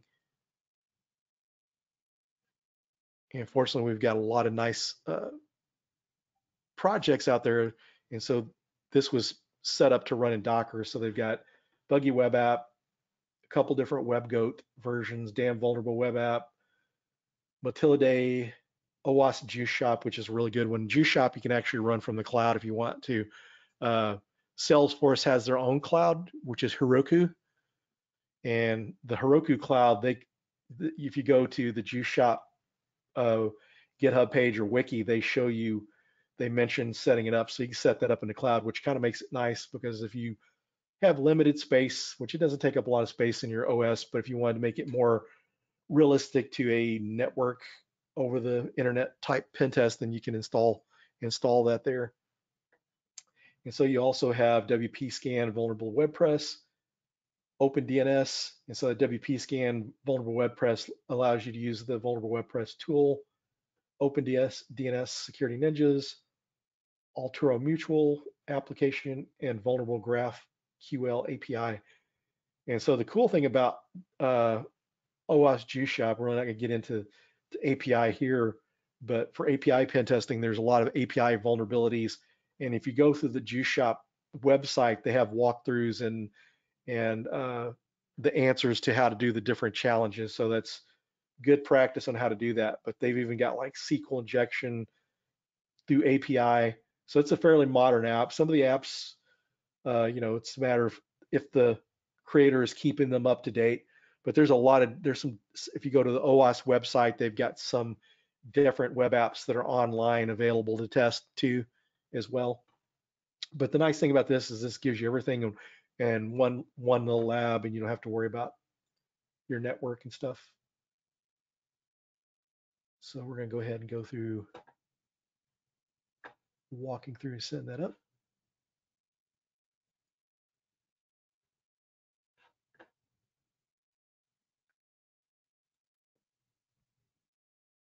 Juice Shop is a really good one, but what I would kind of recommend is starting out with Damn Vulnerable Web App or Buggy Web App. Kind of get a little practice there because the Juice Shop has got so many vulnerabilities to it. But I think I would start out with Buggy Web App or Damn Vulnerable Web App or something like that for starters. So it shows here we got the get clone, and so we're going to also have to make sure we install Docker.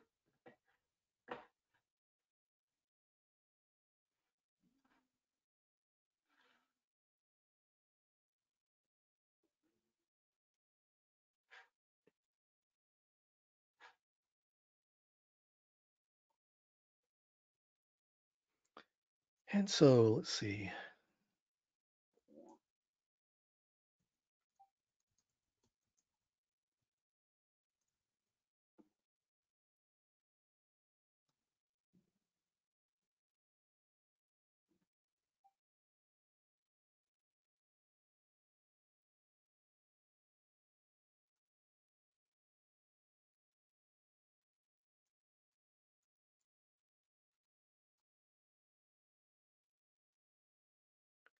There's actually, from having to do sudo on here, I kind of back in my pen testing days learned a little. The trick was out there, but there was other ways to do it. But I kind of had a lazy way with because I was using Ubuntu some as my testing OS, and so what I was doing was, yeah, I can do that.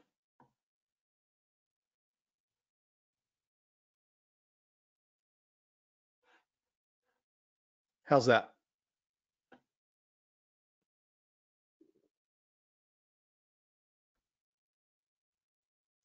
Look like it failed to fetch. Let's see here.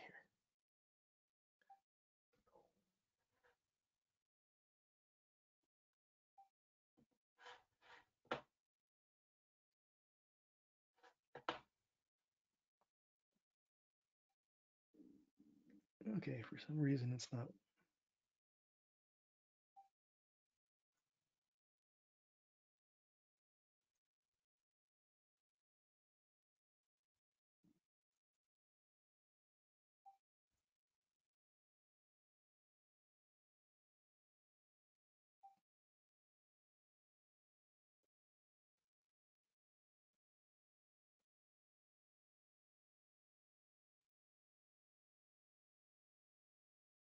Where's the Docker's running? Okay, so Docker seems to be working. I was getting some errors there.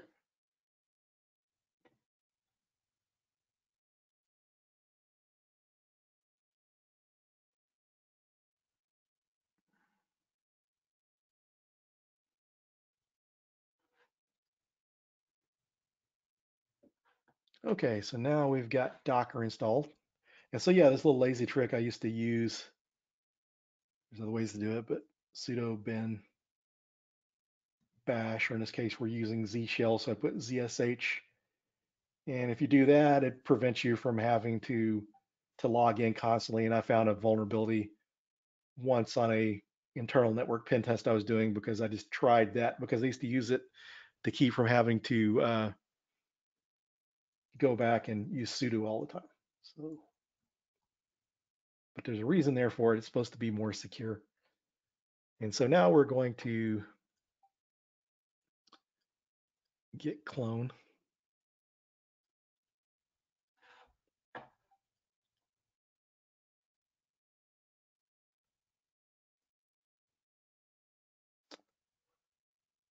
Okay, so we already got Pentester Lab installed on here. So, okay.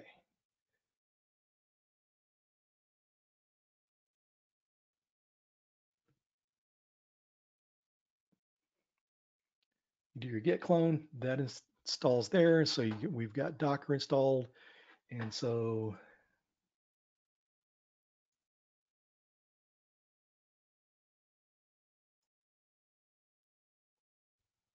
okay, so once we run that, we see that we have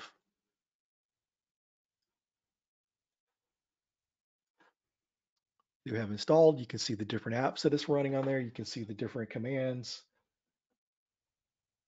And so just to start one, go start.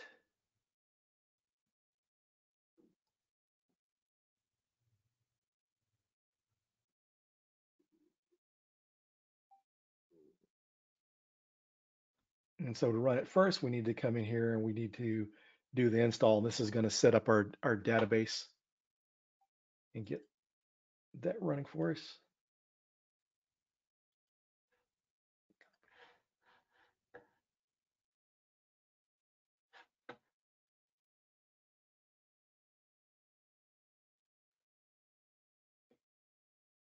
And so I like to use,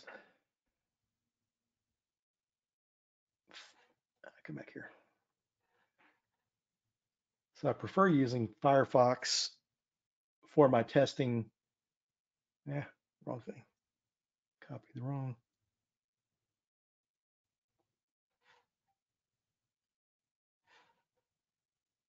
So I like to use Firefox because what happens when you use some of uh, these other browsers, they use the system proxy. So if you're testing in an enterprise environment on your, your work laptop or your work system, what's going to happen is if you're using Edge or using Chrome, that system proxy information is going through your browser, which you can filter that out. But I really don't want that in there. So in case something ends up happening, I don't want to, end up scanning something that I shouldn't be.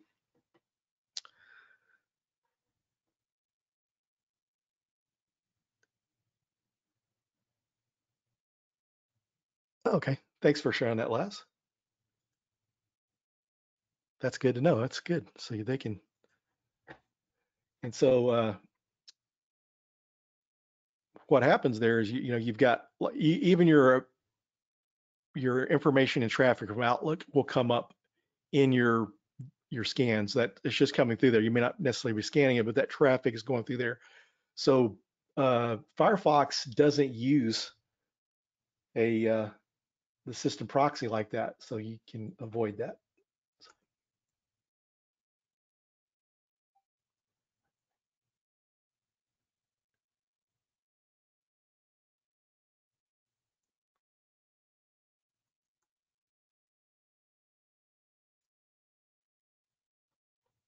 Okay.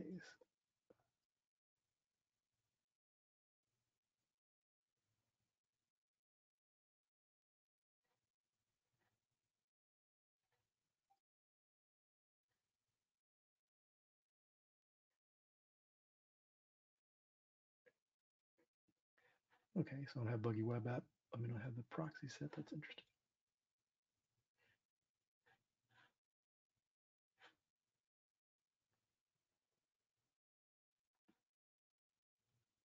Uh, we don't want HTTPS because I'm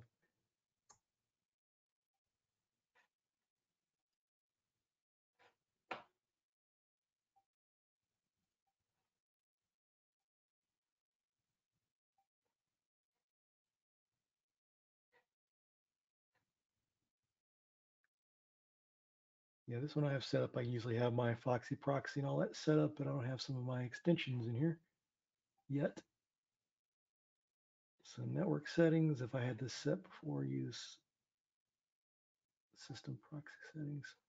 Okay, so that should be working fine.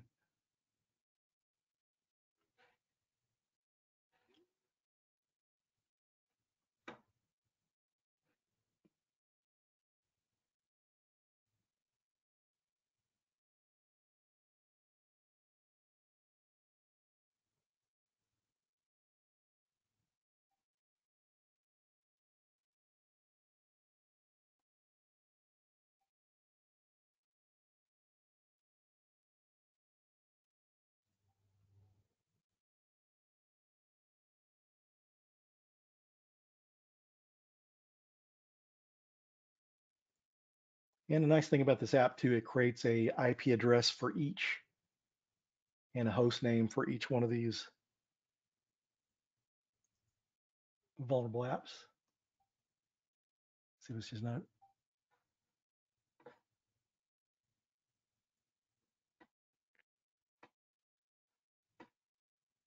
Thanks for the tip. I just maybe just need to run it using just sudo in general.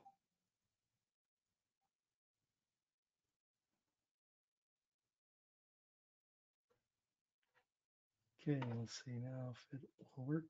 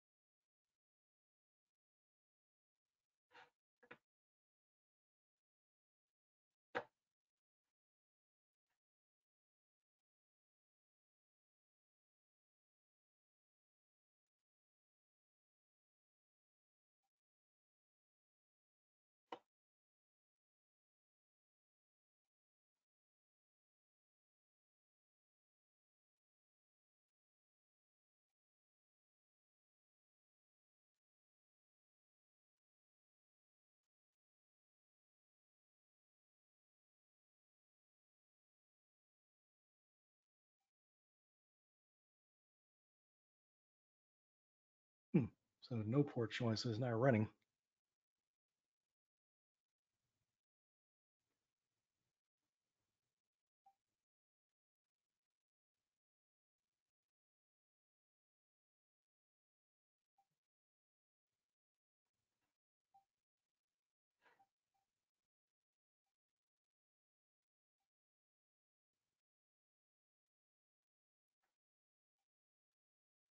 There's also some tools here when you run this to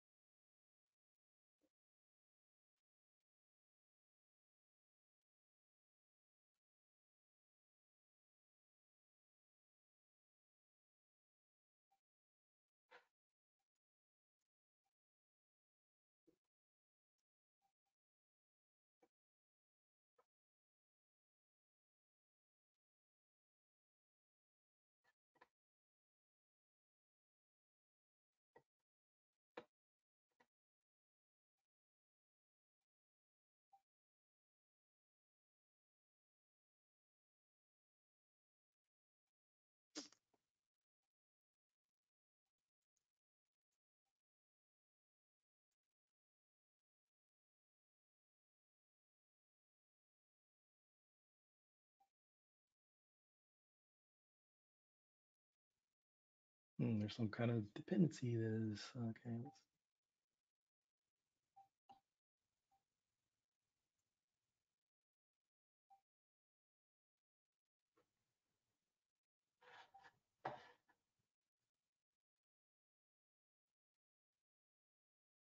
Yeah, I tried just manually running it, but it's not running.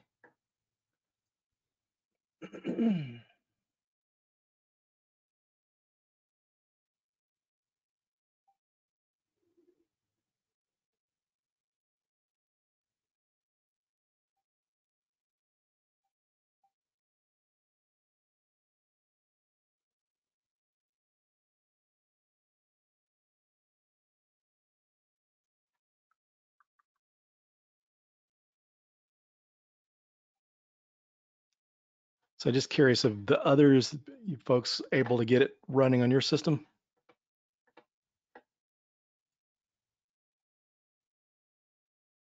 Just because it's not running mine, don't mean it.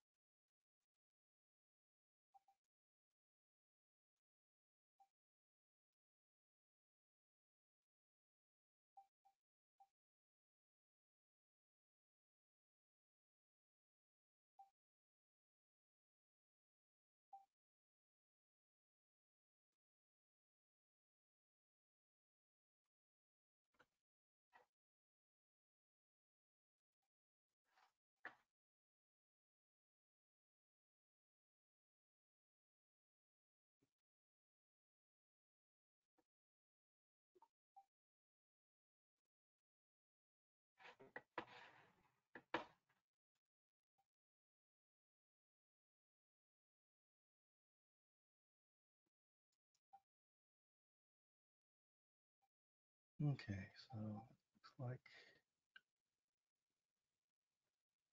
following cars 113 or 113, his advice seemed to clear up one of the errors doing the purge and then installing again.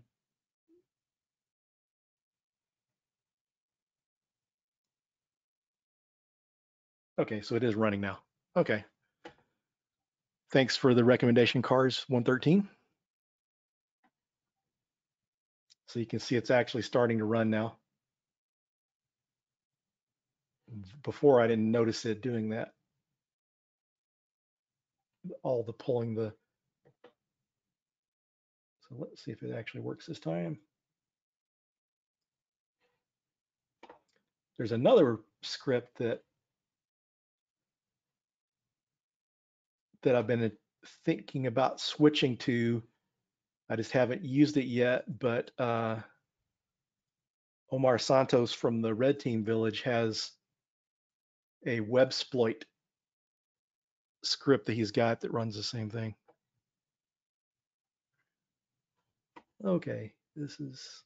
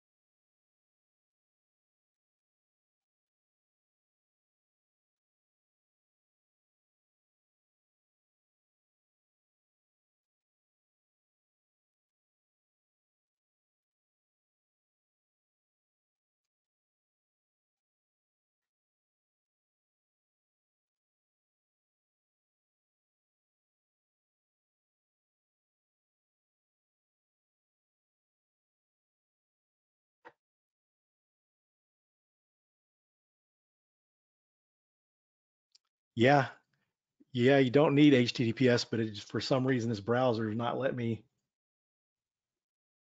Some feature of this version of the browser, when you put that in, it reverts back to HTTPS.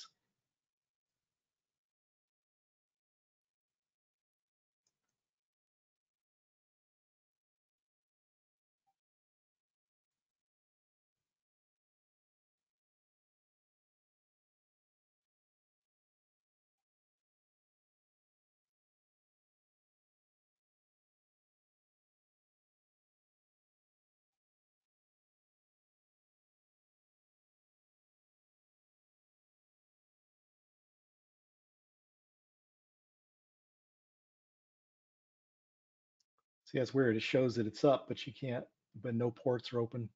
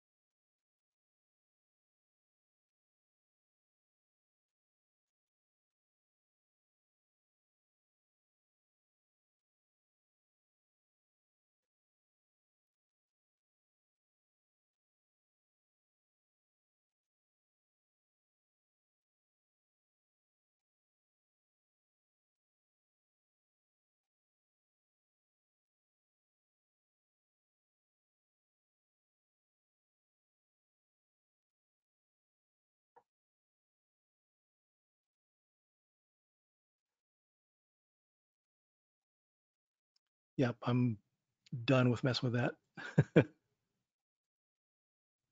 Got something else I can do instead.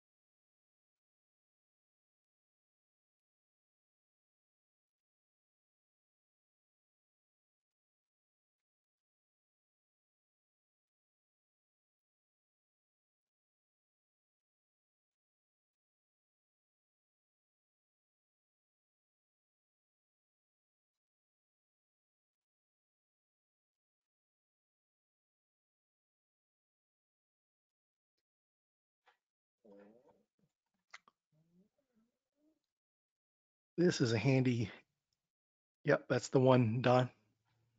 But since it's used Docker, I don't think I'm going to mess with it because it seems like to be a Docker problem with Kali Linux. Curious if that actually works for if it works on Parrot or not. If anyone's having problems with Parrot.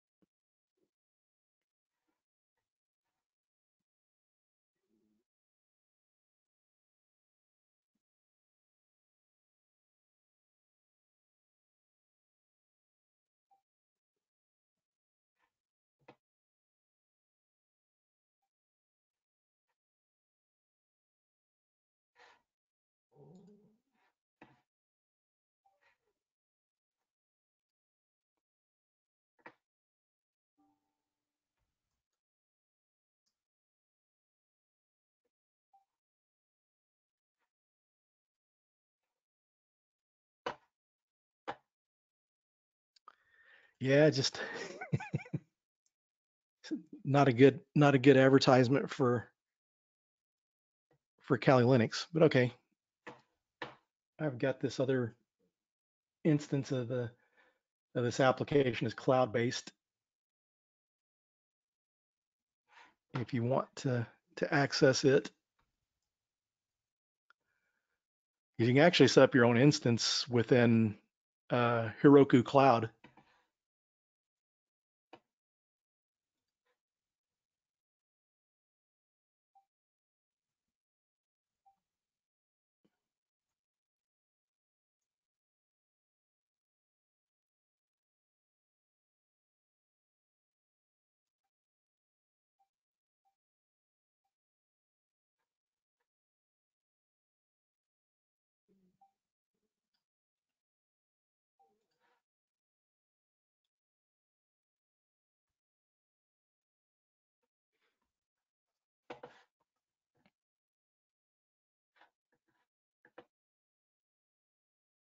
Okay, so here I'm just running an nmap scan to see what ports are open.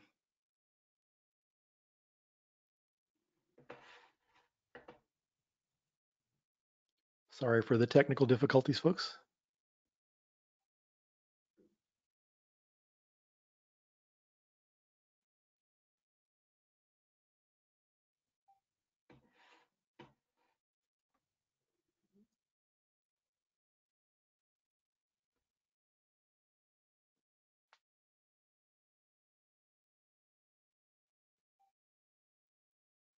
And this is where if you got an environment where you can download some some vulnerable VMs and install a VM of some of these. It can be a little more interesting because then you're able to possibly get a system control over that system when you're doing that. We're just doing like a service scan to see what's coming up here.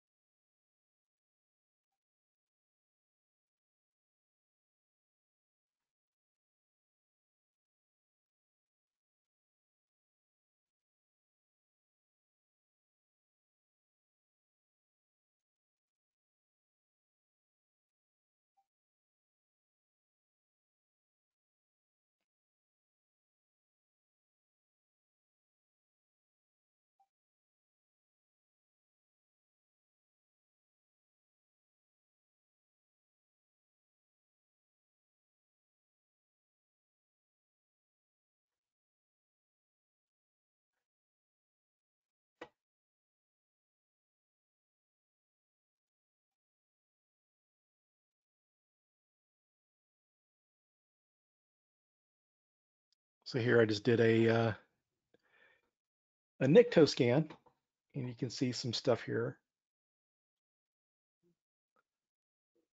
So here is .war, so it's like some kind of a war file, which war files are used to upload to create JSP Java server pages. And so you see like robots.txt contains one entry which should be manually viewed. So it kind of gives you some instructions on what you should do here, and it'll tell you if things look interesting or not. And so this scan we did here was, the site is using HTTPS, but it's also available to test on port 80. So we should also test uh, on HTTPS.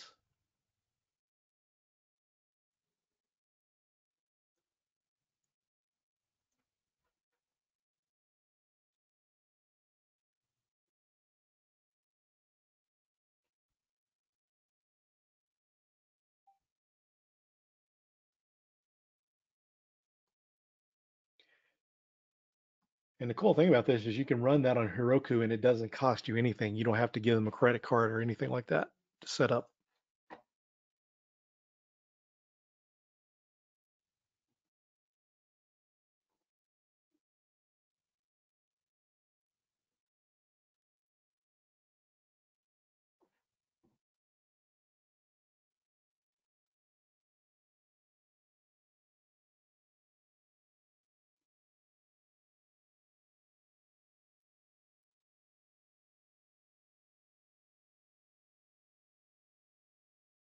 So we're seeing here that some cross-site scripting protection is not enabled. So it's going to be of course, it's vulnerable app and they have some cross-site scripting vulnerabilities in there. But what I really like about some of these other ones like damn vulnerable web app and buggy web app is you can go in and set the security. So you can set the security to low and play around with cross-site scripting and some of those other things. And as you get better, then you can improve it to medium level security and high level security. It gets more difficult, which then you're possibly got to do some kind of encoding to get your cross-site scripting to work, but you just get to play around with the fundamentals in advance as you go along. Uh, Shop is really great because it's, you know, close to a real world or similar to a real world type app and functionality and using APIs and stuff. And so go back to our nmap scan and see what ports we have open. So just port 443 and port 80, which is the way it should be for a website.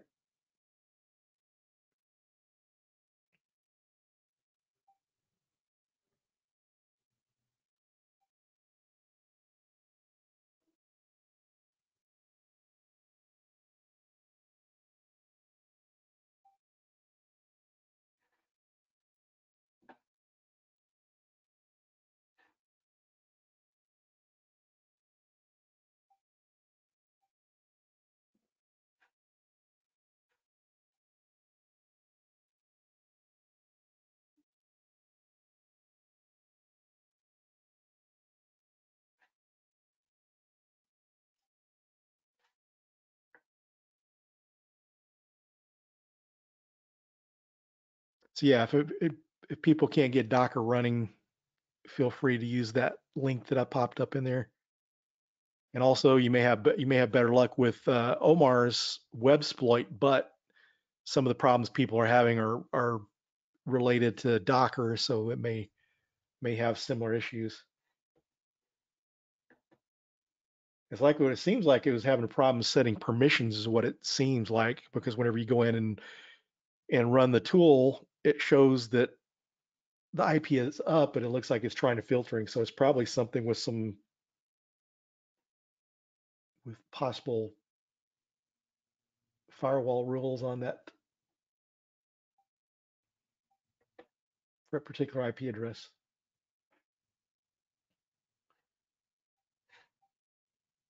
So here we got the information. See the server name is Cowboy, and this 1.1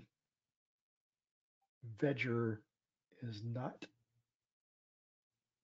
familiar.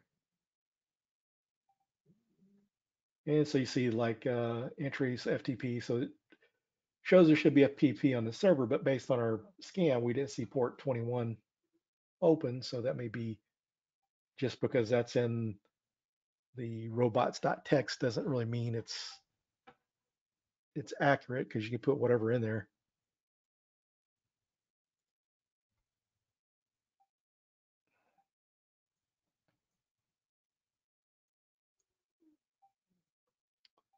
So here we're actually able to go in and see. So it read the user agent correctly, but I don't think there's FTP enabled because the port is not unless it's filtered. But like I said, you could put anything in that field. And so a lot of times you look in here for information that could be helpful. There could be some directories. If you saw like disallow admin, we know to try that admin directory. This is getting into some of the dirbuster and brute forcing stuff that we're talking about. So that nothing interesting there. And this even has like a scoreboard. There's different challenges. This because it's almost like a CTF. There's like challenges. You have to find the dashboard. You have to see if it's vulnerable to cross-site scripting, and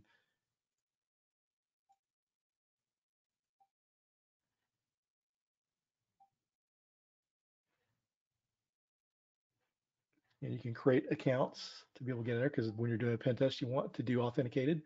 So you can see if you can go in and authenticate your access. What's an FTP? It's file transfer protocol, but there's nothing there, I don't think. I think it's just a good idea to look, but I don't think it's going to be, I don't think they have FTP running. Oh, actually, they do have something there. Thanks for the recommendation, Don.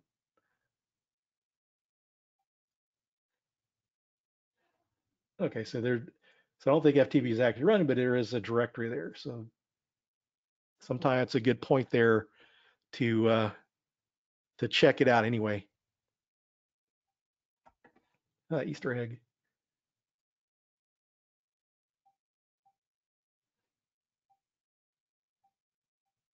Only MD and PDF files are allowed. So you get to see some other directories and stuff here. So it's running some JavaScript stuff on here.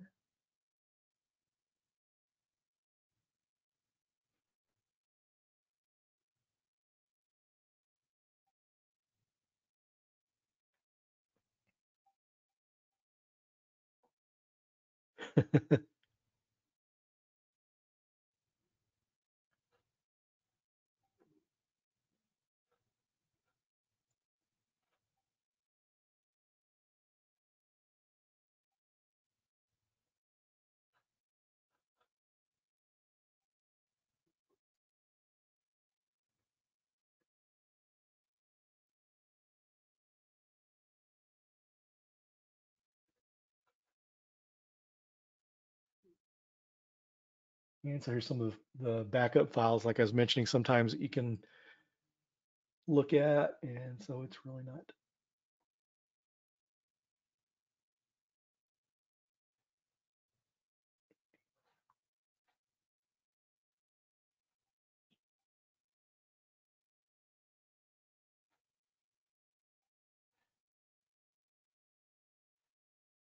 So we actually got a file that seems to be encrypted here.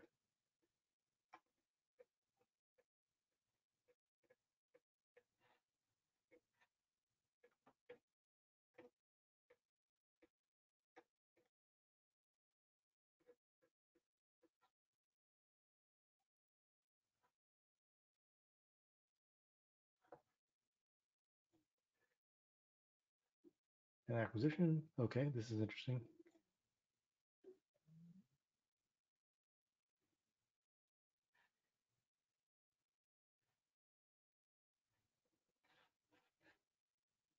That's kind of interesting. So that kind of gives you ideas of things you want to look for, because if you did see something we're able to access on a site, that would be a finding.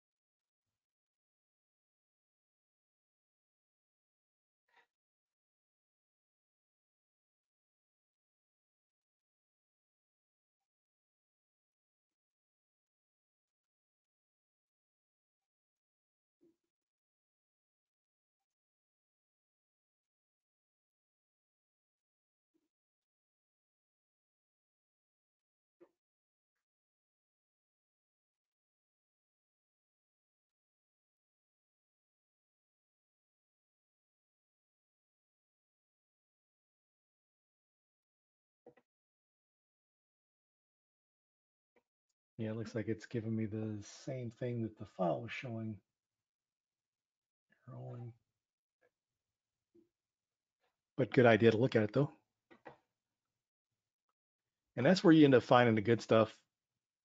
Someone mentioned juicy malware, juicy information.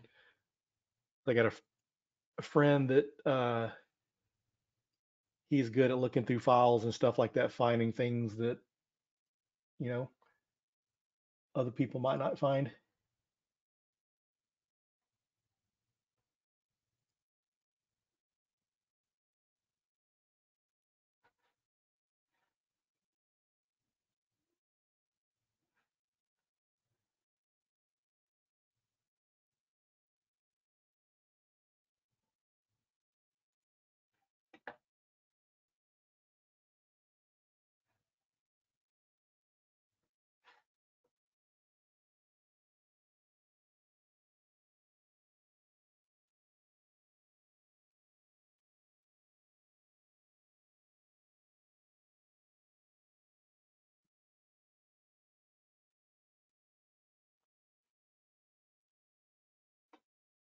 So we got Zap here.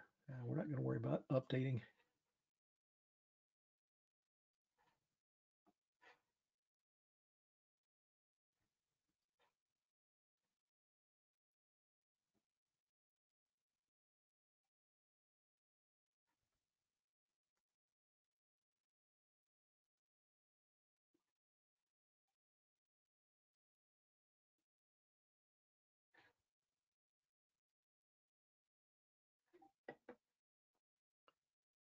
And by default, we're only seeing like alerts and all this. So you can add other, use like Ajax, Spider, breakpoints. You can force browsing is what you can do that works kind of like Dirbuster.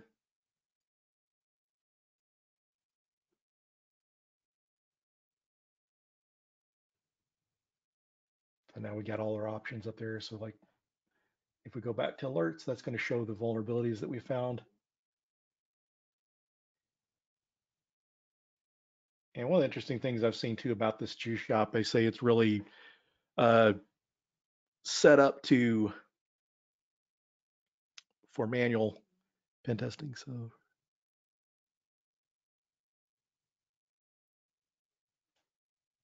huh, was a good thing to try to use curl. I like curl. I use curl a lot of times if I'm trying to get uh, information on HTTP headers.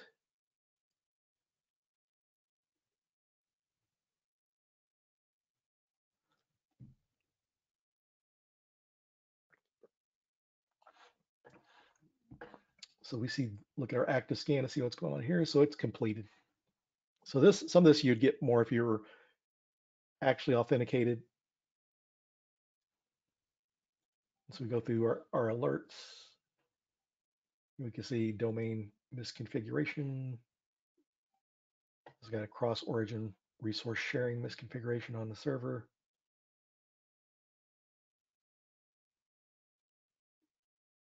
Information timestamp disclosure.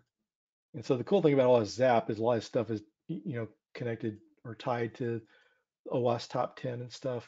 And so if we wanted to come over here, you can actually look at the site tree. You can look at the different settings. Like I said, if you sign up and authenticate, you can find some things. And so here we could see the same content from our robots.txt file. So up here you see the HTTP header, and then here you see the actual body of the text.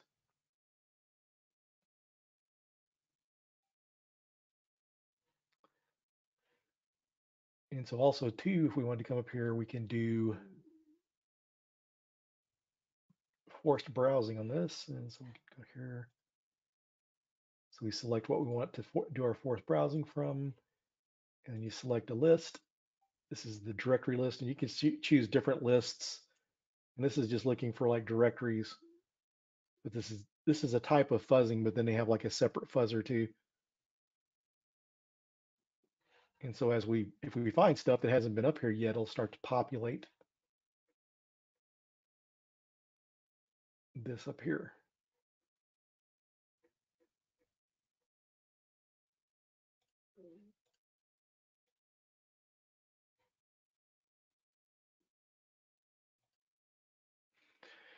And this GIS shop stays pretty well updated. You can see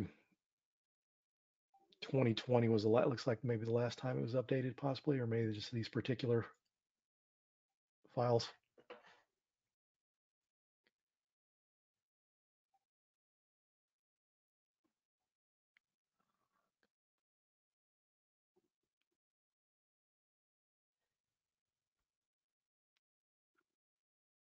Ah, that's cool.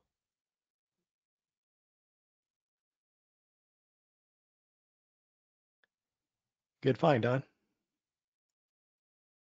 So it's probably base 64 encoded.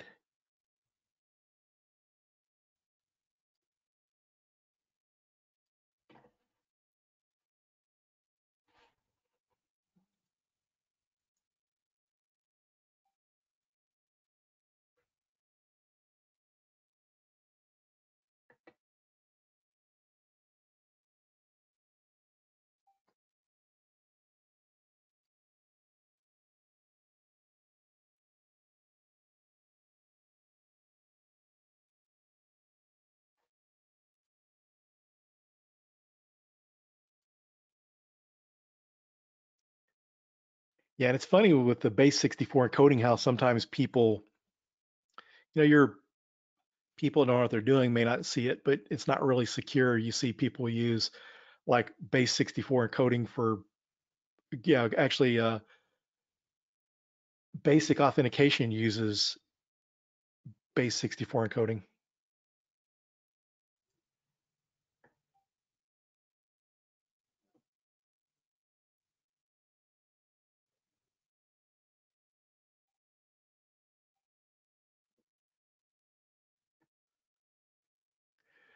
But it looks like that base 64 could be just a directory, possibly.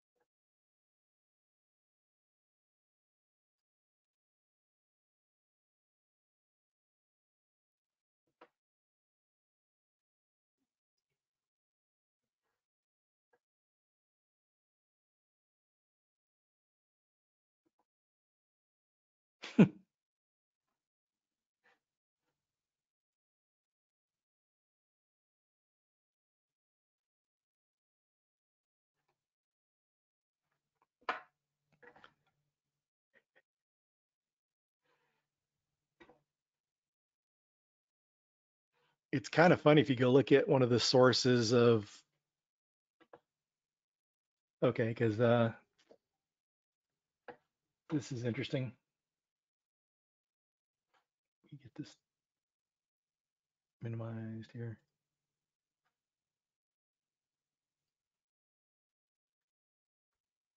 So if you go through and you take what Don found and you 64-bit decode it, this is what you get here. This is the view source. But if you go through there, there's a video because it says something about want cookies, and it's there's a YouTube video that'll take you to if you click that where you're accepting to want cookies.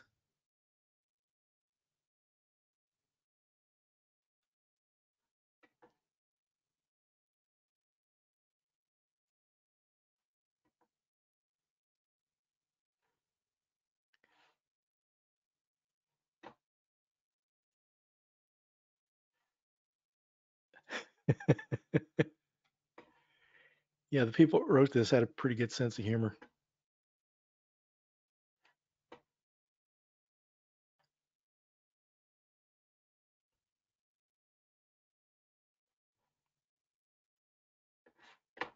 Okay, so that's interesting. Go back to our zap scan.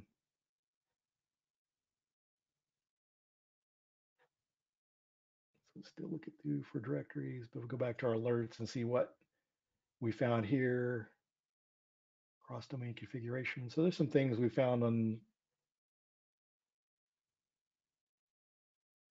with our Nikto scan that wasn't there. I mean, wasn't anything really, just some things that would show us that was vulnerable to cross-site scripting.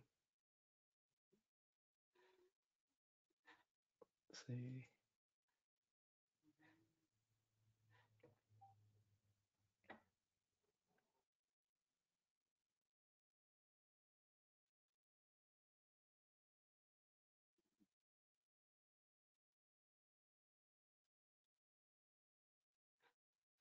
And there's war file.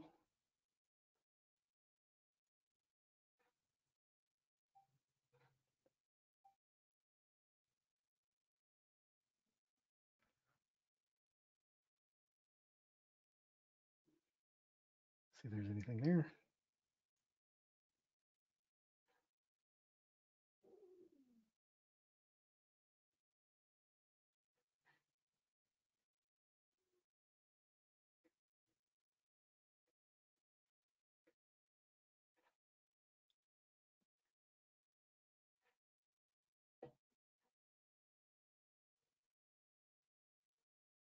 I guess that's through all the sites where it talks about the cookies.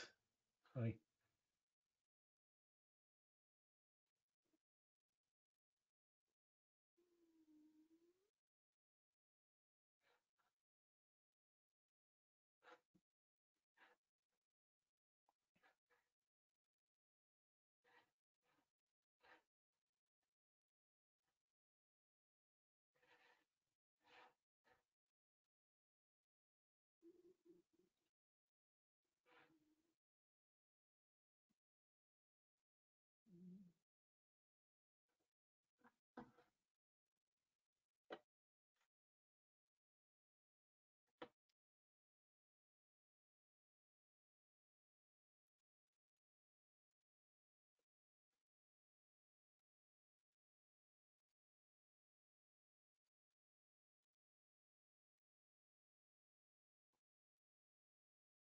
So on here, you just select for the fuzzer, you just select what area you want to fuzz. This is not really a, unless there's something in the user agent that could be possibly fuzzed.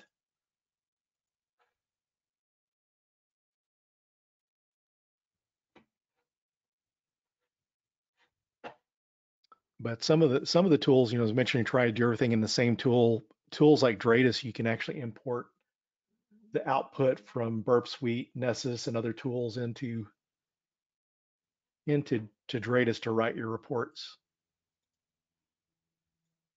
Actually, interesting. Tabitha, one of the coordinators and people helps organize BSides Orlando, works for the company that makes Stratus.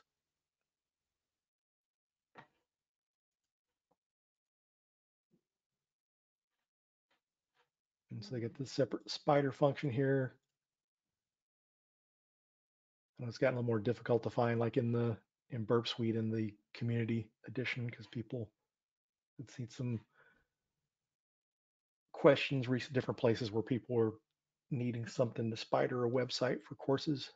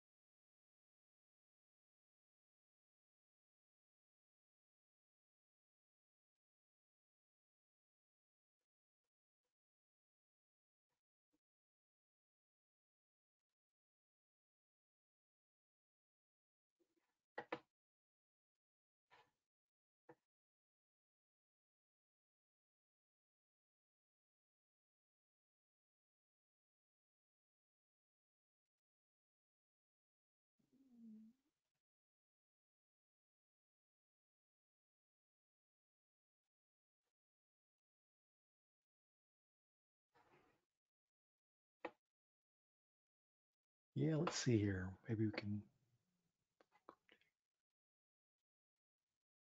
yeah, one of the things we can try playing around with SQL Mapper real quick.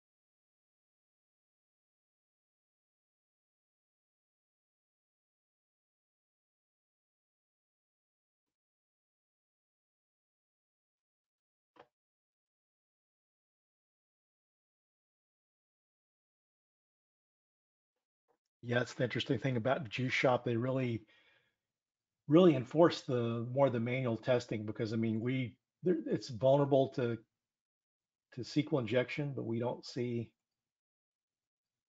any SQL injection vulnerabilities on here.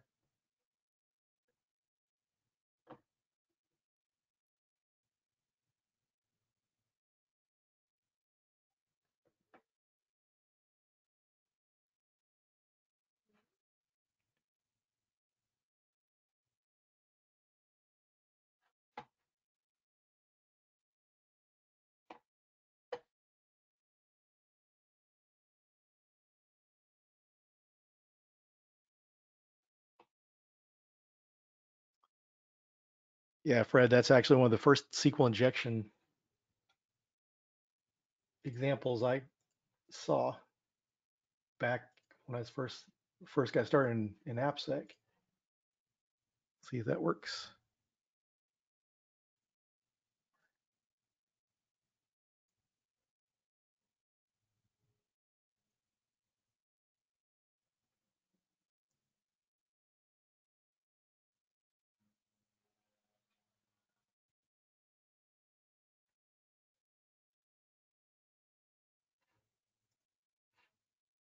Yeah, so let us bypass. Good recommendation. So if anyone wants to do what Fred recommended there, just do that line and you can use anything for a password. You just have to have at least a character or two in there to get it to work.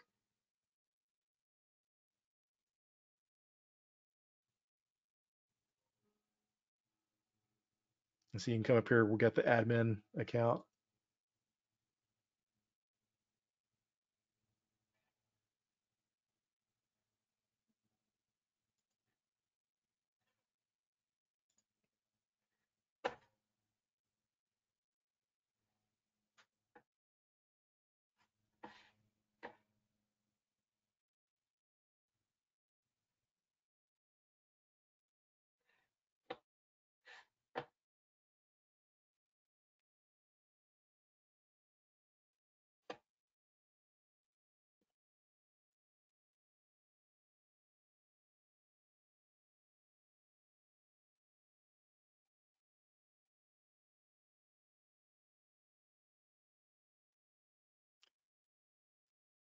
Yeah, yeah, local ghost.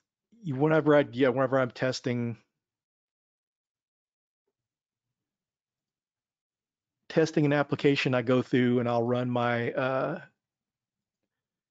vulnerability scans first, kind of map out the application login and just kind of map out things, see how the logic works, and then kind of in the background, I'll be running Nicto and Nmap scans.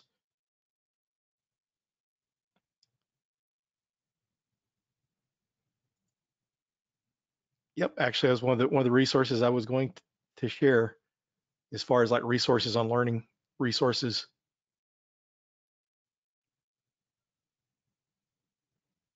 Yeah, to be able to do, yeah, you don't necessarily have to. I mean, the more you know about, so if you understand SQL, you're going to do better with SQL injection.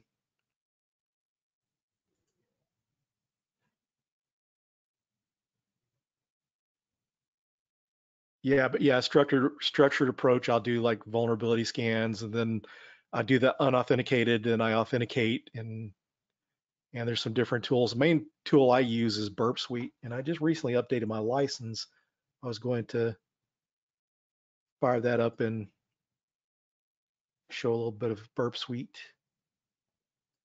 I know I updated my license recently, but I don't know what.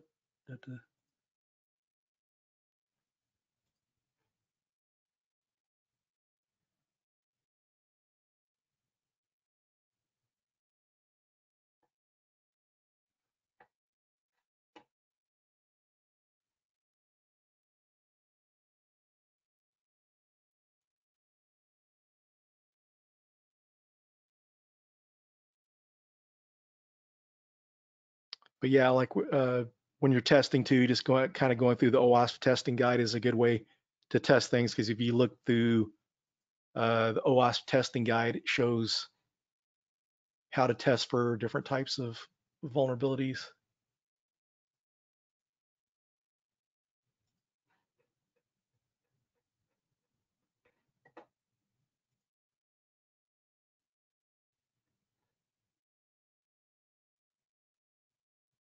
So definitely highly recommend checking out the OWASP testing guide, because then you can get down to the more manual testing and stuff. And the people that are really good web app pen testers can do a lot through just the browser alone using the console.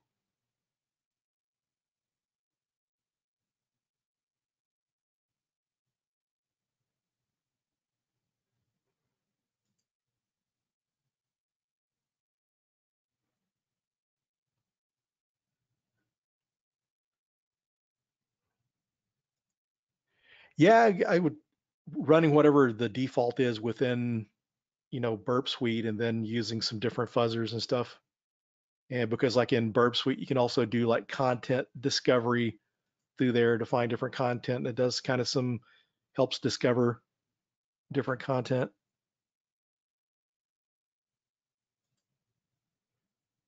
But yeah, for instance, with that too, get and post, see if you can change the parameters. If you've got if you've logged in under a certain account and maybe there's like the authentication, you can go up and change like some characters in it and see if you can access as another person or you try to browse to different directories. And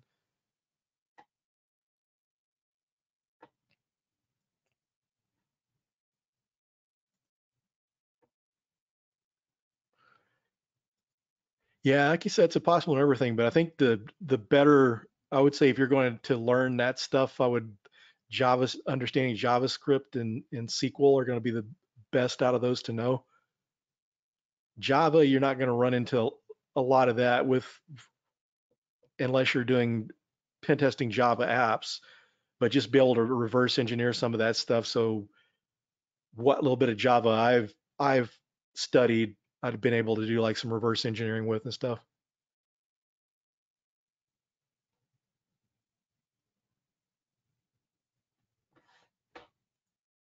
Yeah, that juice shop that I put up there was actually a instance that I'd installed, but there is like a public version too.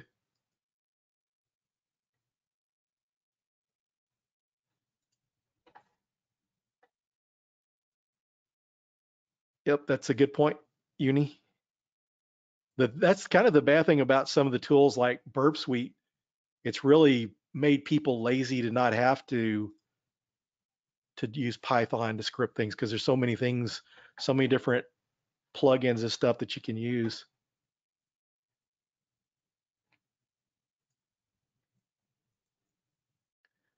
And really, what I like for let's see,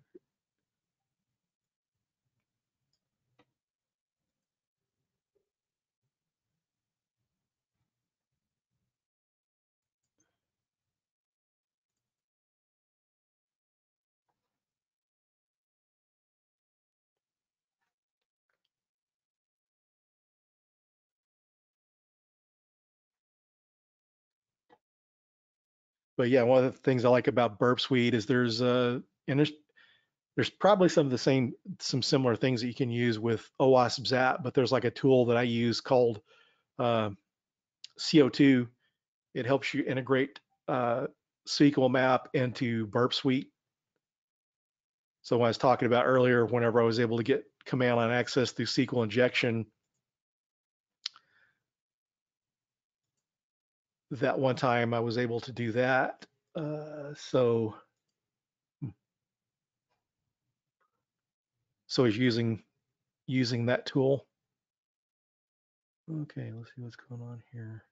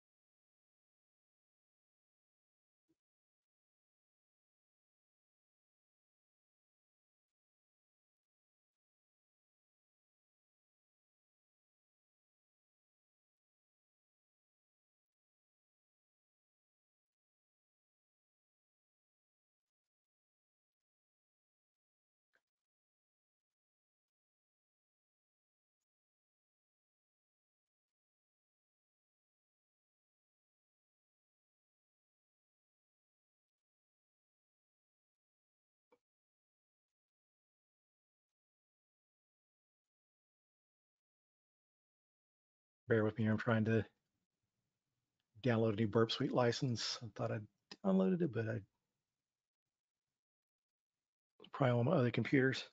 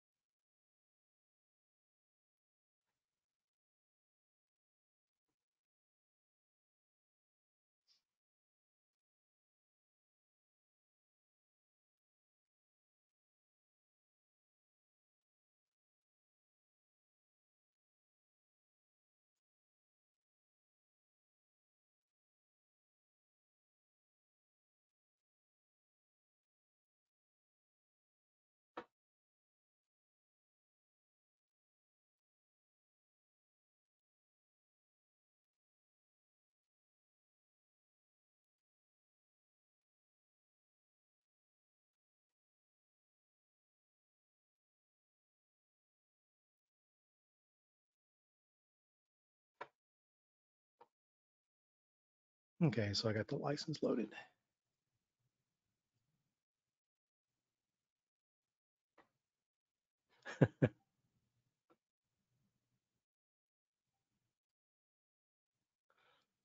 Yeah, Python was, I'd taken several tutorials or courses. I took Pentester Academy, their course years ago, and played around with like the Black Hat Python books and stuff. But last year I started goofing around with Go, and I want to get back to Golang since you can, it's kind of got the ease of Python, but you can compile it and it runs faster.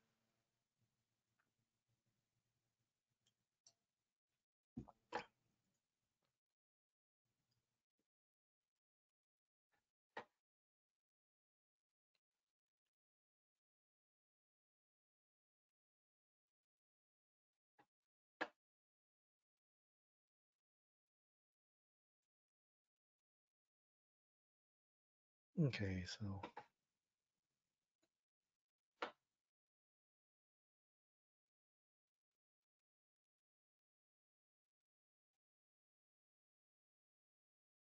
yeah, Burp Suite's one that, even though people that I side pen test for have licenses as well as my employer of my day job, I'll always keep a license of Burp Suite. And I was a Bug Crowd ambassador from 2018 to 2019. And when I got playing around with Bug Bounty a little bit, then I started keeping a Burp Suite license.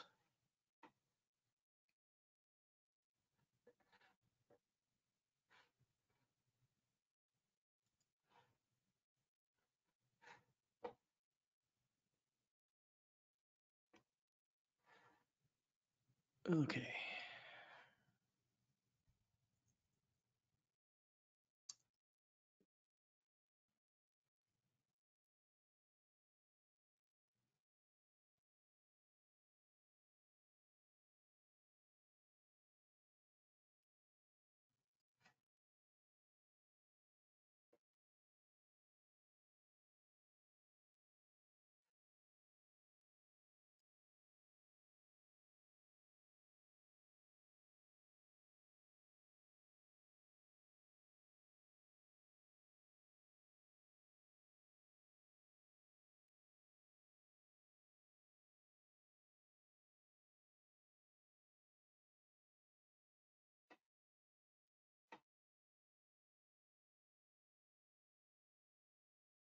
Okay, so I've got the license installed, waiting for Burp Suite to start back up.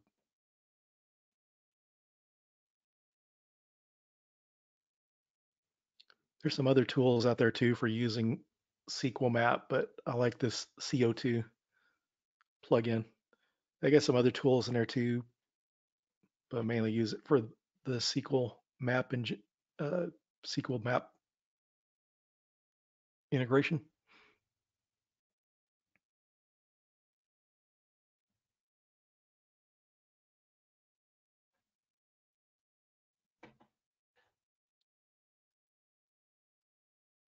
Yeah, it's been pretty interesting to see the updates to to Burp Suite and how they're constantly improving upon it.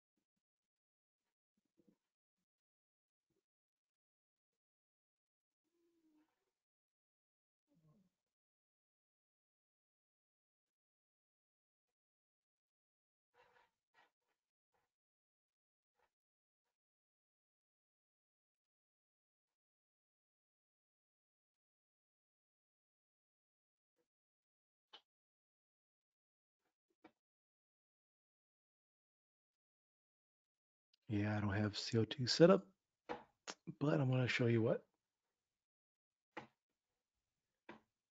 Show the screen and kind of explain a little bit. It's pretty nice because you can go through there and just send your requests.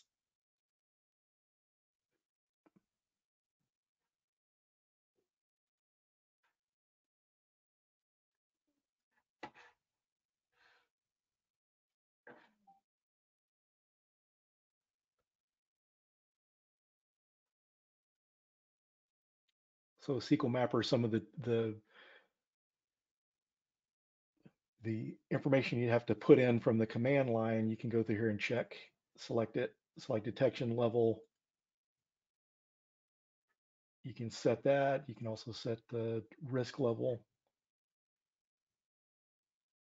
set the database management system in there.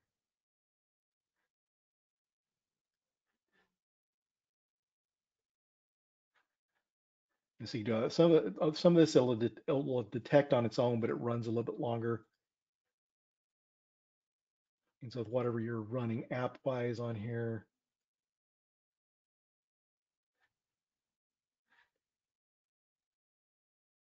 I need to put a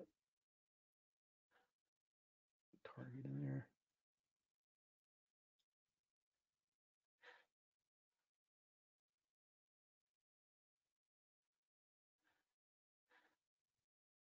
So yeah, it's amazing they've actually got links to the Web Security Academy in there now too.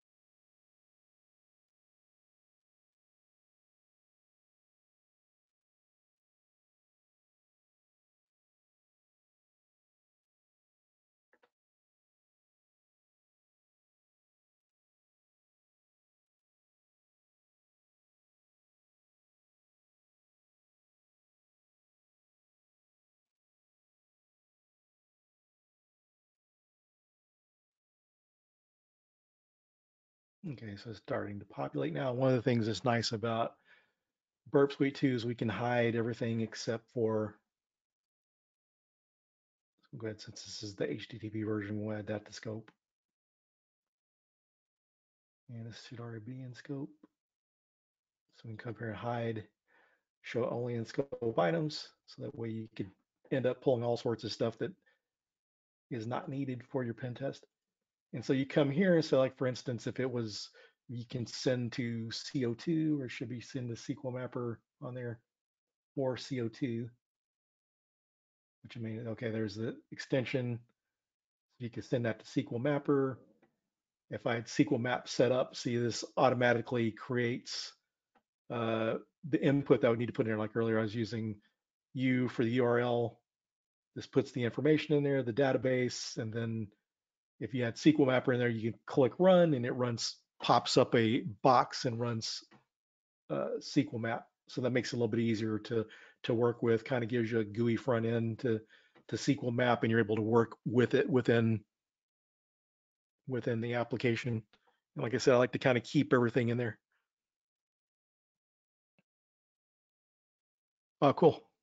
So Fred shared on the photo wall, you could upload an image that is really a reverse PHP shell. Yeah, it's pretty amazing some of the stuff you can do. The only thing when it comes to real world web app pen tests, you don't really get the opportunity much to really do a lot of cool stuff like that. So we're getting down towards the end of this. So I want to go ahead and cover some of these different tools on further learning.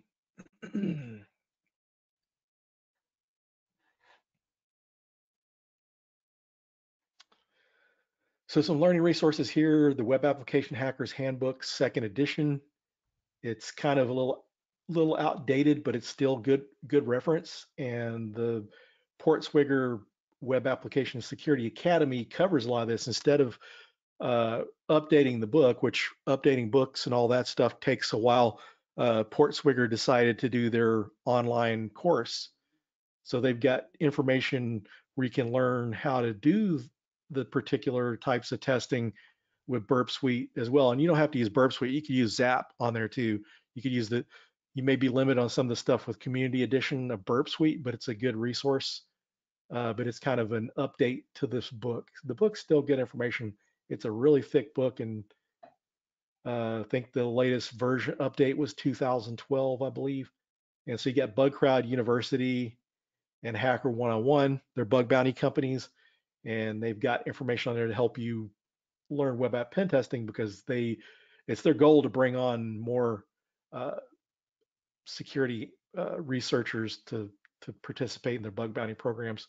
And then OWASP testing guide, as we mentioned, the Web Application Hackers Handbook and the OWASP testing guide is good to have. Uh, just the methodology from the book is good to have. You may be able to find the methodology out there somewhere without having the book, but it's kind of gives you some things to test for. And then OWASP Top 10, if you go through there, they show you the different details of the vulnerabilities and how to test for those. Plus, there's vulnerable apps on there, downloadable and online. A lot of great information there. They've got IoT related stuff on there now too, and some API related stuff. And here's some couple YouTube channels I highly recommend for web app pen testing is Insider PhD and Raina Khalil. Raina she's got like a whole series that she does on the Web Application Security Academy or the Application Security Academy by Portswigger. So she goes through and does walkthroughs on there. And actually, they've got some of her videos on there now for some of the different courses and stuff. So that's a good one. And as mentioned earlier, Websploit by Omar Santos. It's similar to this Pentester Lab script. So those are some good resources there. I highly recommend those videos. I mean, because Insider PhD, Katie does a good job with that. I mean, she's worked as a professor in a university and she works for Bug Crowd. She does bug bounty stuff. And so she really understands that well and teaches it well. Some really good videos. And so courses, Portswigger Web Security Academy, as was mentioned and we showed there.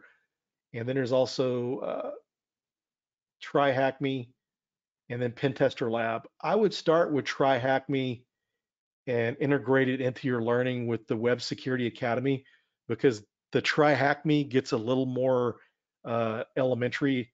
It's a little more beginner friendly.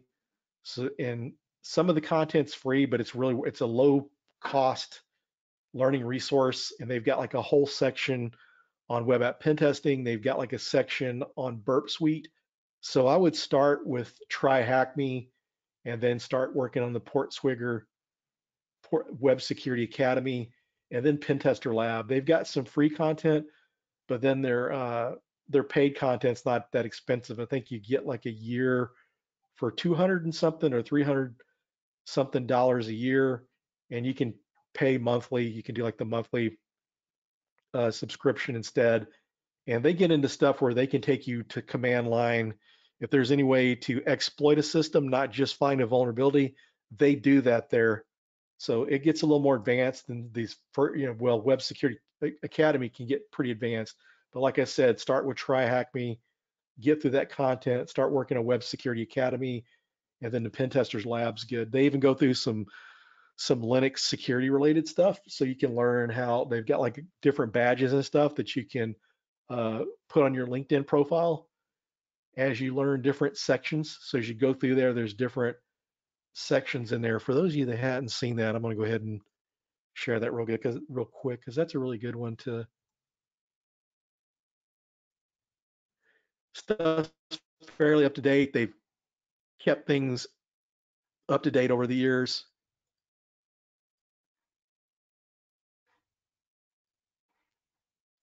not outdated like some courses can get.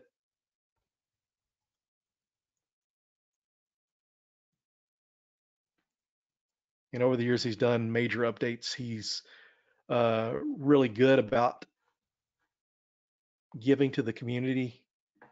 He donates a lot of free courses and stuff. So I'm just going to bring this up.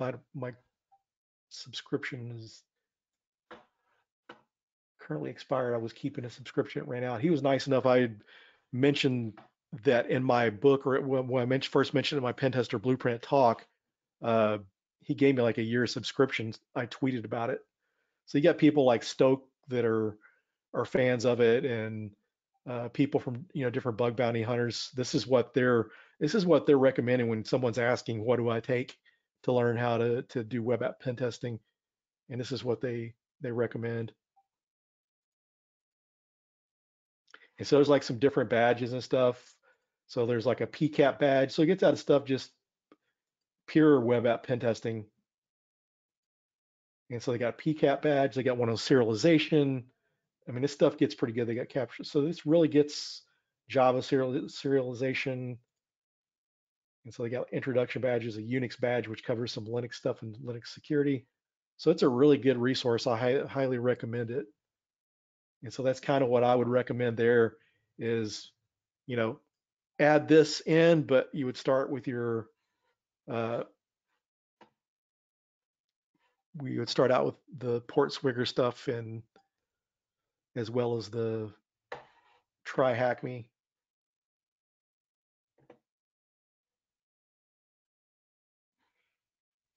So that's kind of what to do there. And so getting experience. So if you want to get a job as a pen test, yeah, the slides we posted, I'll put up a link here in this channel, a link for the slides. I haven't got the PDF created, but I will upload that and share it out.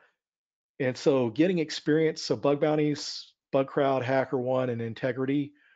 These you go sign up, you get to start doing bug bounties right away, and that's a good way to get experience. The value of bug bounty experience is good. Last year, when I was looking for a job, uh, I interviewed with this large, pretty well-known boutique pen testing firm, and they told me that there was it was easier for them to find web app pen testers because of the bug bounty programs. And this is not saying that there's not, still a lot of jobs. It's just easier compared to that, compared to trying to find red teamers and network pen testers that, that people are doing bug bounty experience. So you're getting to work in production environments. You're actually getting to perform pen tests. So when you go to an interview, you're able to explain how you did a pen test and how and show, how to write up vulnerabilities and write reports and stuff. And then you have pen testing as a service. These other ones, you're going to get paid by the vulnerability, although HackerOne and BugCrowd have pen testing as well. BugCrowd calls it their next gen pen test. The way you get involved with that is you sign up, and once they kind of see you participate in the bug bounties, see your skills, you get invited to the pen test. So you get paid per bug on bug bounty and paid per pen test on pen testing. So pen testing is a service, Synac and Cobalt. They offer, you can sign up for them. It's a little more difficult to get on board with them. You have to go through a challenge to prove that you can actually, that you have some skills and go through a technical interview. The other ones, the bug bounties, you just sign up on their platform. It's easier to get in. But I know like Cobalt, they pay like $1,500 per pen test, which is not a lot for pen testing, but you're getting actual pen testing experience. If you look at Heath Adams, the cyber mentor, he's done stuff for Cobalt, he's done stuff for Synac. So these are good places to get experience. Once you've done a pen test, even if you don't have the certifications help you get your foot in the door.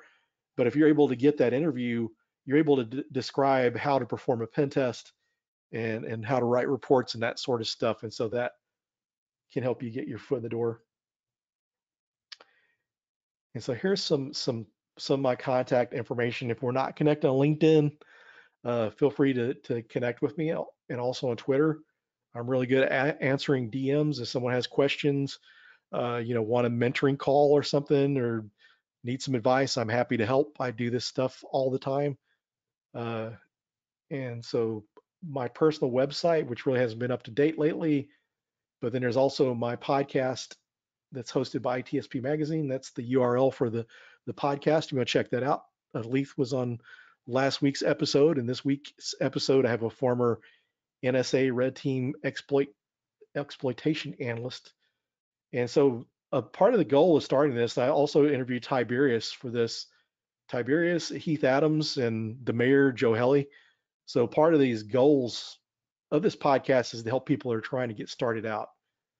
And this doesn't mean someone completely noobs, but people that maybe haven't been in the pen testing field, you're able to learn some good experience. Alith has one of the best episodes as far as sharing information on getting started. I mean, she written really a lot of detail. Some of the other people shared more about their story, but she shared a lot of good information on getting started. It's a really good episode. So some of these episodes resonate well with other people, and there's just certain ones that you'll hear that you like and that inspire you.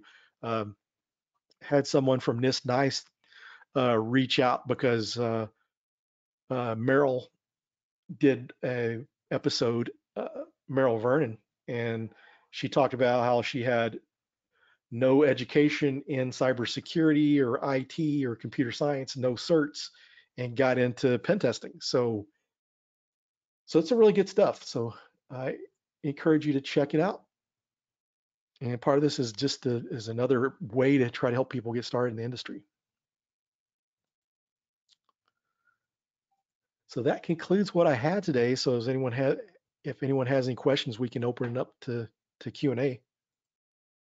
You've all been a good class, and it was great having you all, and good to see all my ILF peeps. Thanks for your support today, and thanks to Don Donzel for helping out. Don is the perfect person to help. He thinks of stuff that I don't think of, and a lot of things he covered, and really makes this a lot easier for me.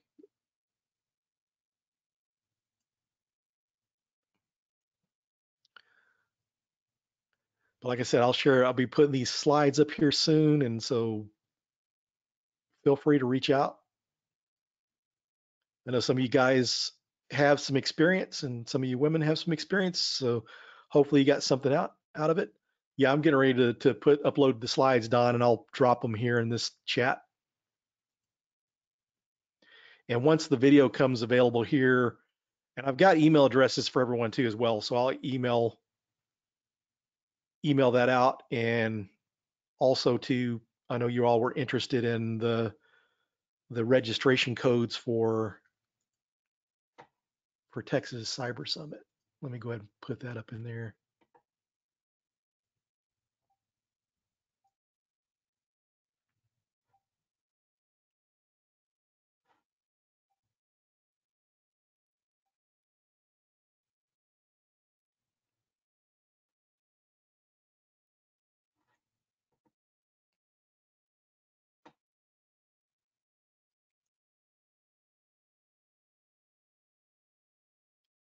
And let's see. Okay.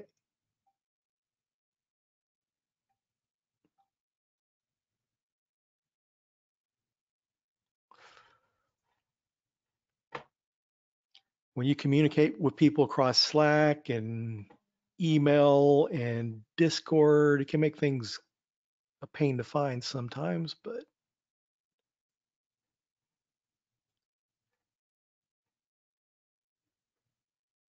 and there's a place in Eventbrite, I think it's what they use to register. There's a place for registration codes in there.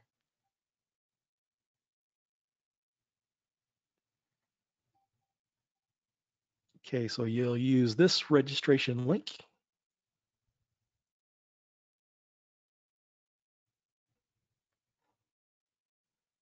which I'm gonna go ahead and get the rest of the information there so there's not messages in between.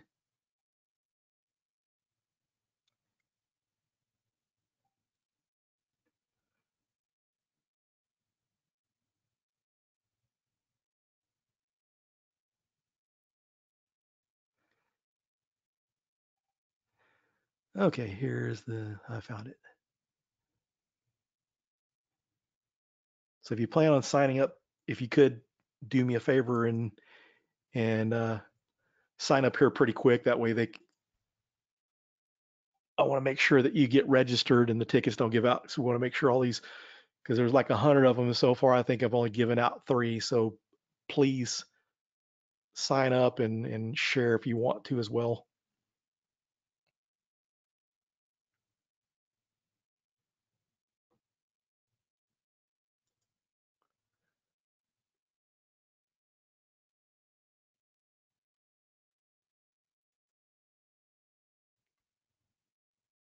Yeah, like I mentioned earlier, that is virtual and it's over 3 days. So one of the days is on a Saturday too. So if someone can't catch all 3 days, then you may be able to catch it on a Saturday. The rest of it. Yeah, I plan to be there in person unless things really get. And I hate to drive. And one of my contingencies is one of my buddies that's local. He's going to, so we're going to ride together. So I'll be there. That and HUSETCon are my 2 in-person conferences this year.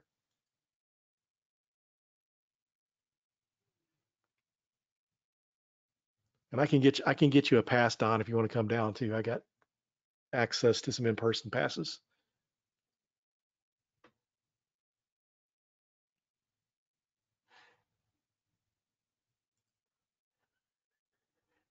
And I don't know if Laz is still listening, but appreciate Laz's help and Thomas.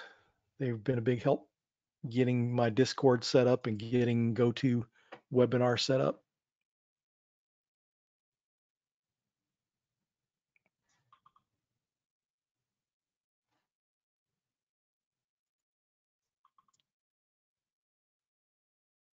Yeah, Don, we didn't get to see each other at DEF CON. I missed out on that. So hope it would be cool. So if you decide to come down, that would be pretty cool. I know Jason was talking about going too. So I'm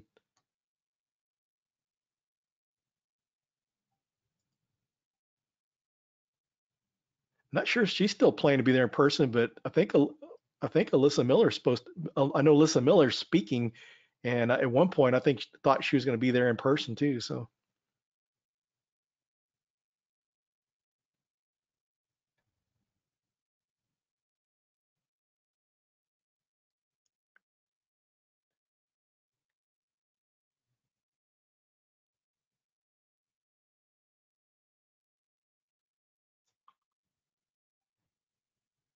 oh, cool. Yeah, I was wondering because I know Leslie and Alyssa I saw were there. Actually, if it all works out, Hacks for Pancakes, Leslie's supposed to was going to be at Texas Cyber Summit. I don't know if she's changed, but no, she was not take it back. She's going to HUSETCon, which I haven't got to see Leslie since the last uh, DerbyCon in 2019. Same as the last time I got to see Elif and some other folks I know from ILF. Yep, and you too. Yeah, we had a good time at DerbyCon. Got to meet your son there too? Yeah, I thought someone else wants to start a conference. They should start TrevorCon.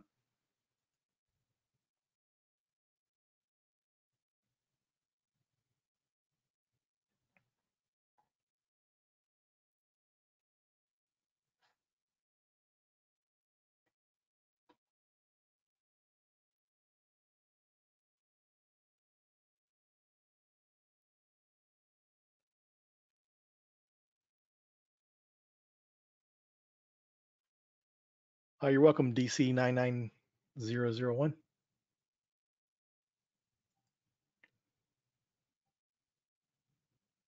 Yeah, you could do that. Thanks, Don. Thanks for your help. Thanks everyone that joined. Yeah, it's a good idea, Uni. You can start something in Louisville. I come. TrevorCon. Still have the legacy of DerbyCon without the name, the connection there.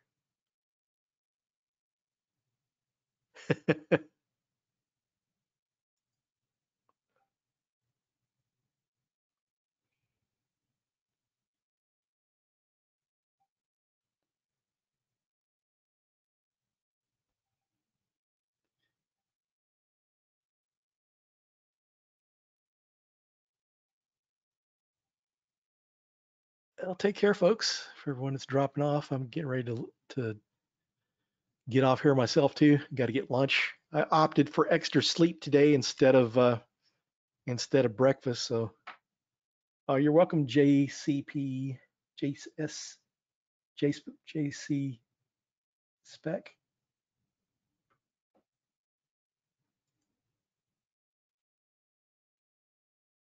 It's the thing I miss about the in-person conferences. We could all gone somewhere and had lunch.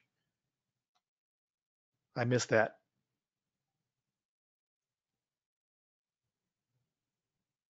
I'm glad it's helpful, JC Spec. And feel free to reach out anytime, folks. Also, I'm gonna go ahead and I didn't share my email address in here, but I will share it here because also do email if you guys aren't on, you know, LinkedIn or don't do the social media thing. Yeah, for the being inspired by the neat stickers that Alif comes up with, I think I'm going to get some stickers made of my bear wrestling pick.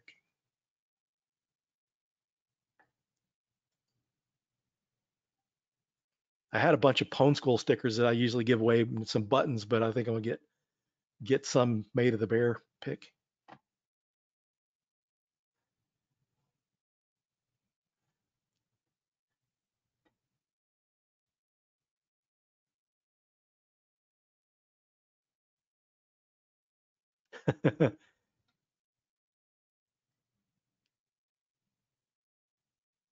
Yeah, I'll have to do that. One of the things I'm wanting to do. Oh yes, I'm looking for someone to redo my website.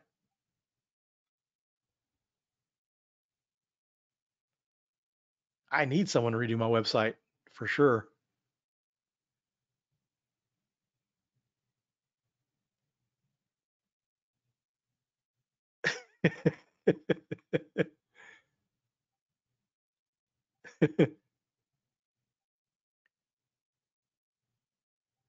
Yeah, we'll have to talk, Mandy. I've been looking for someone to do my site, but just sometimes people you don't know. It's just you can go on Fiverr and stuff, and you don't know if people are giving you a good deal or not or what. So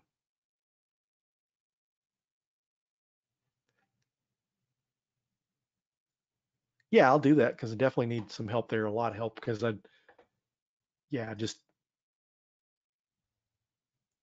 I kind of got it something basic and it just not so great.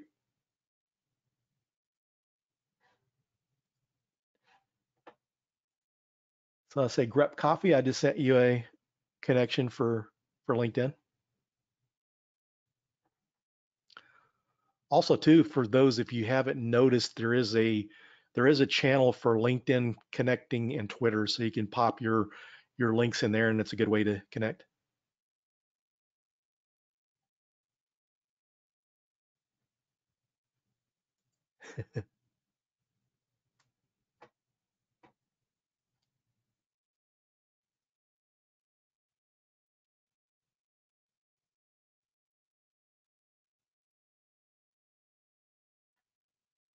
Oh, cool. Jay Speck, I see I got a LinkedIn connection from you and several others, and you're awesome.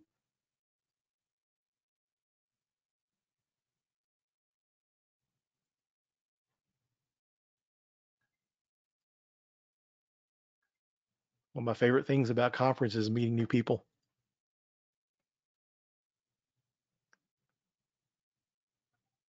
Yeah, that's a good idea. Study groups are good. Whenever I was going through the OSCP, uh,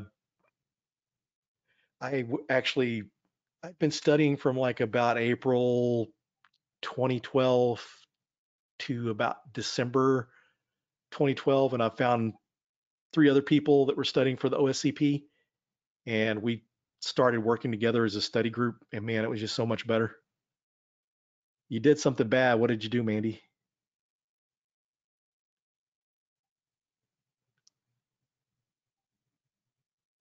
Oh, awesome. Awesome. At least it's in good hands.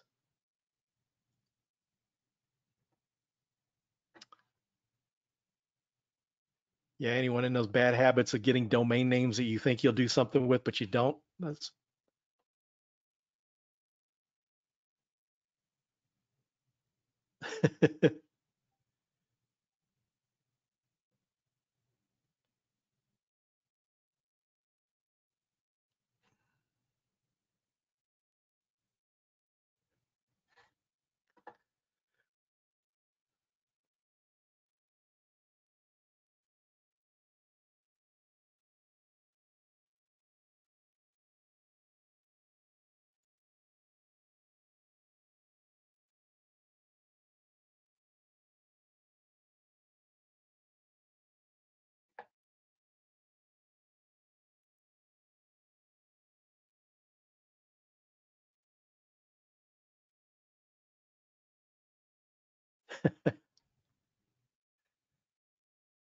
well, I guess I'm going to. This is the going to jump off here. Thanks everyone for joining, and hopefully you got a ticket to Elise OSENT workshop. That ought to be pretty phenomenal.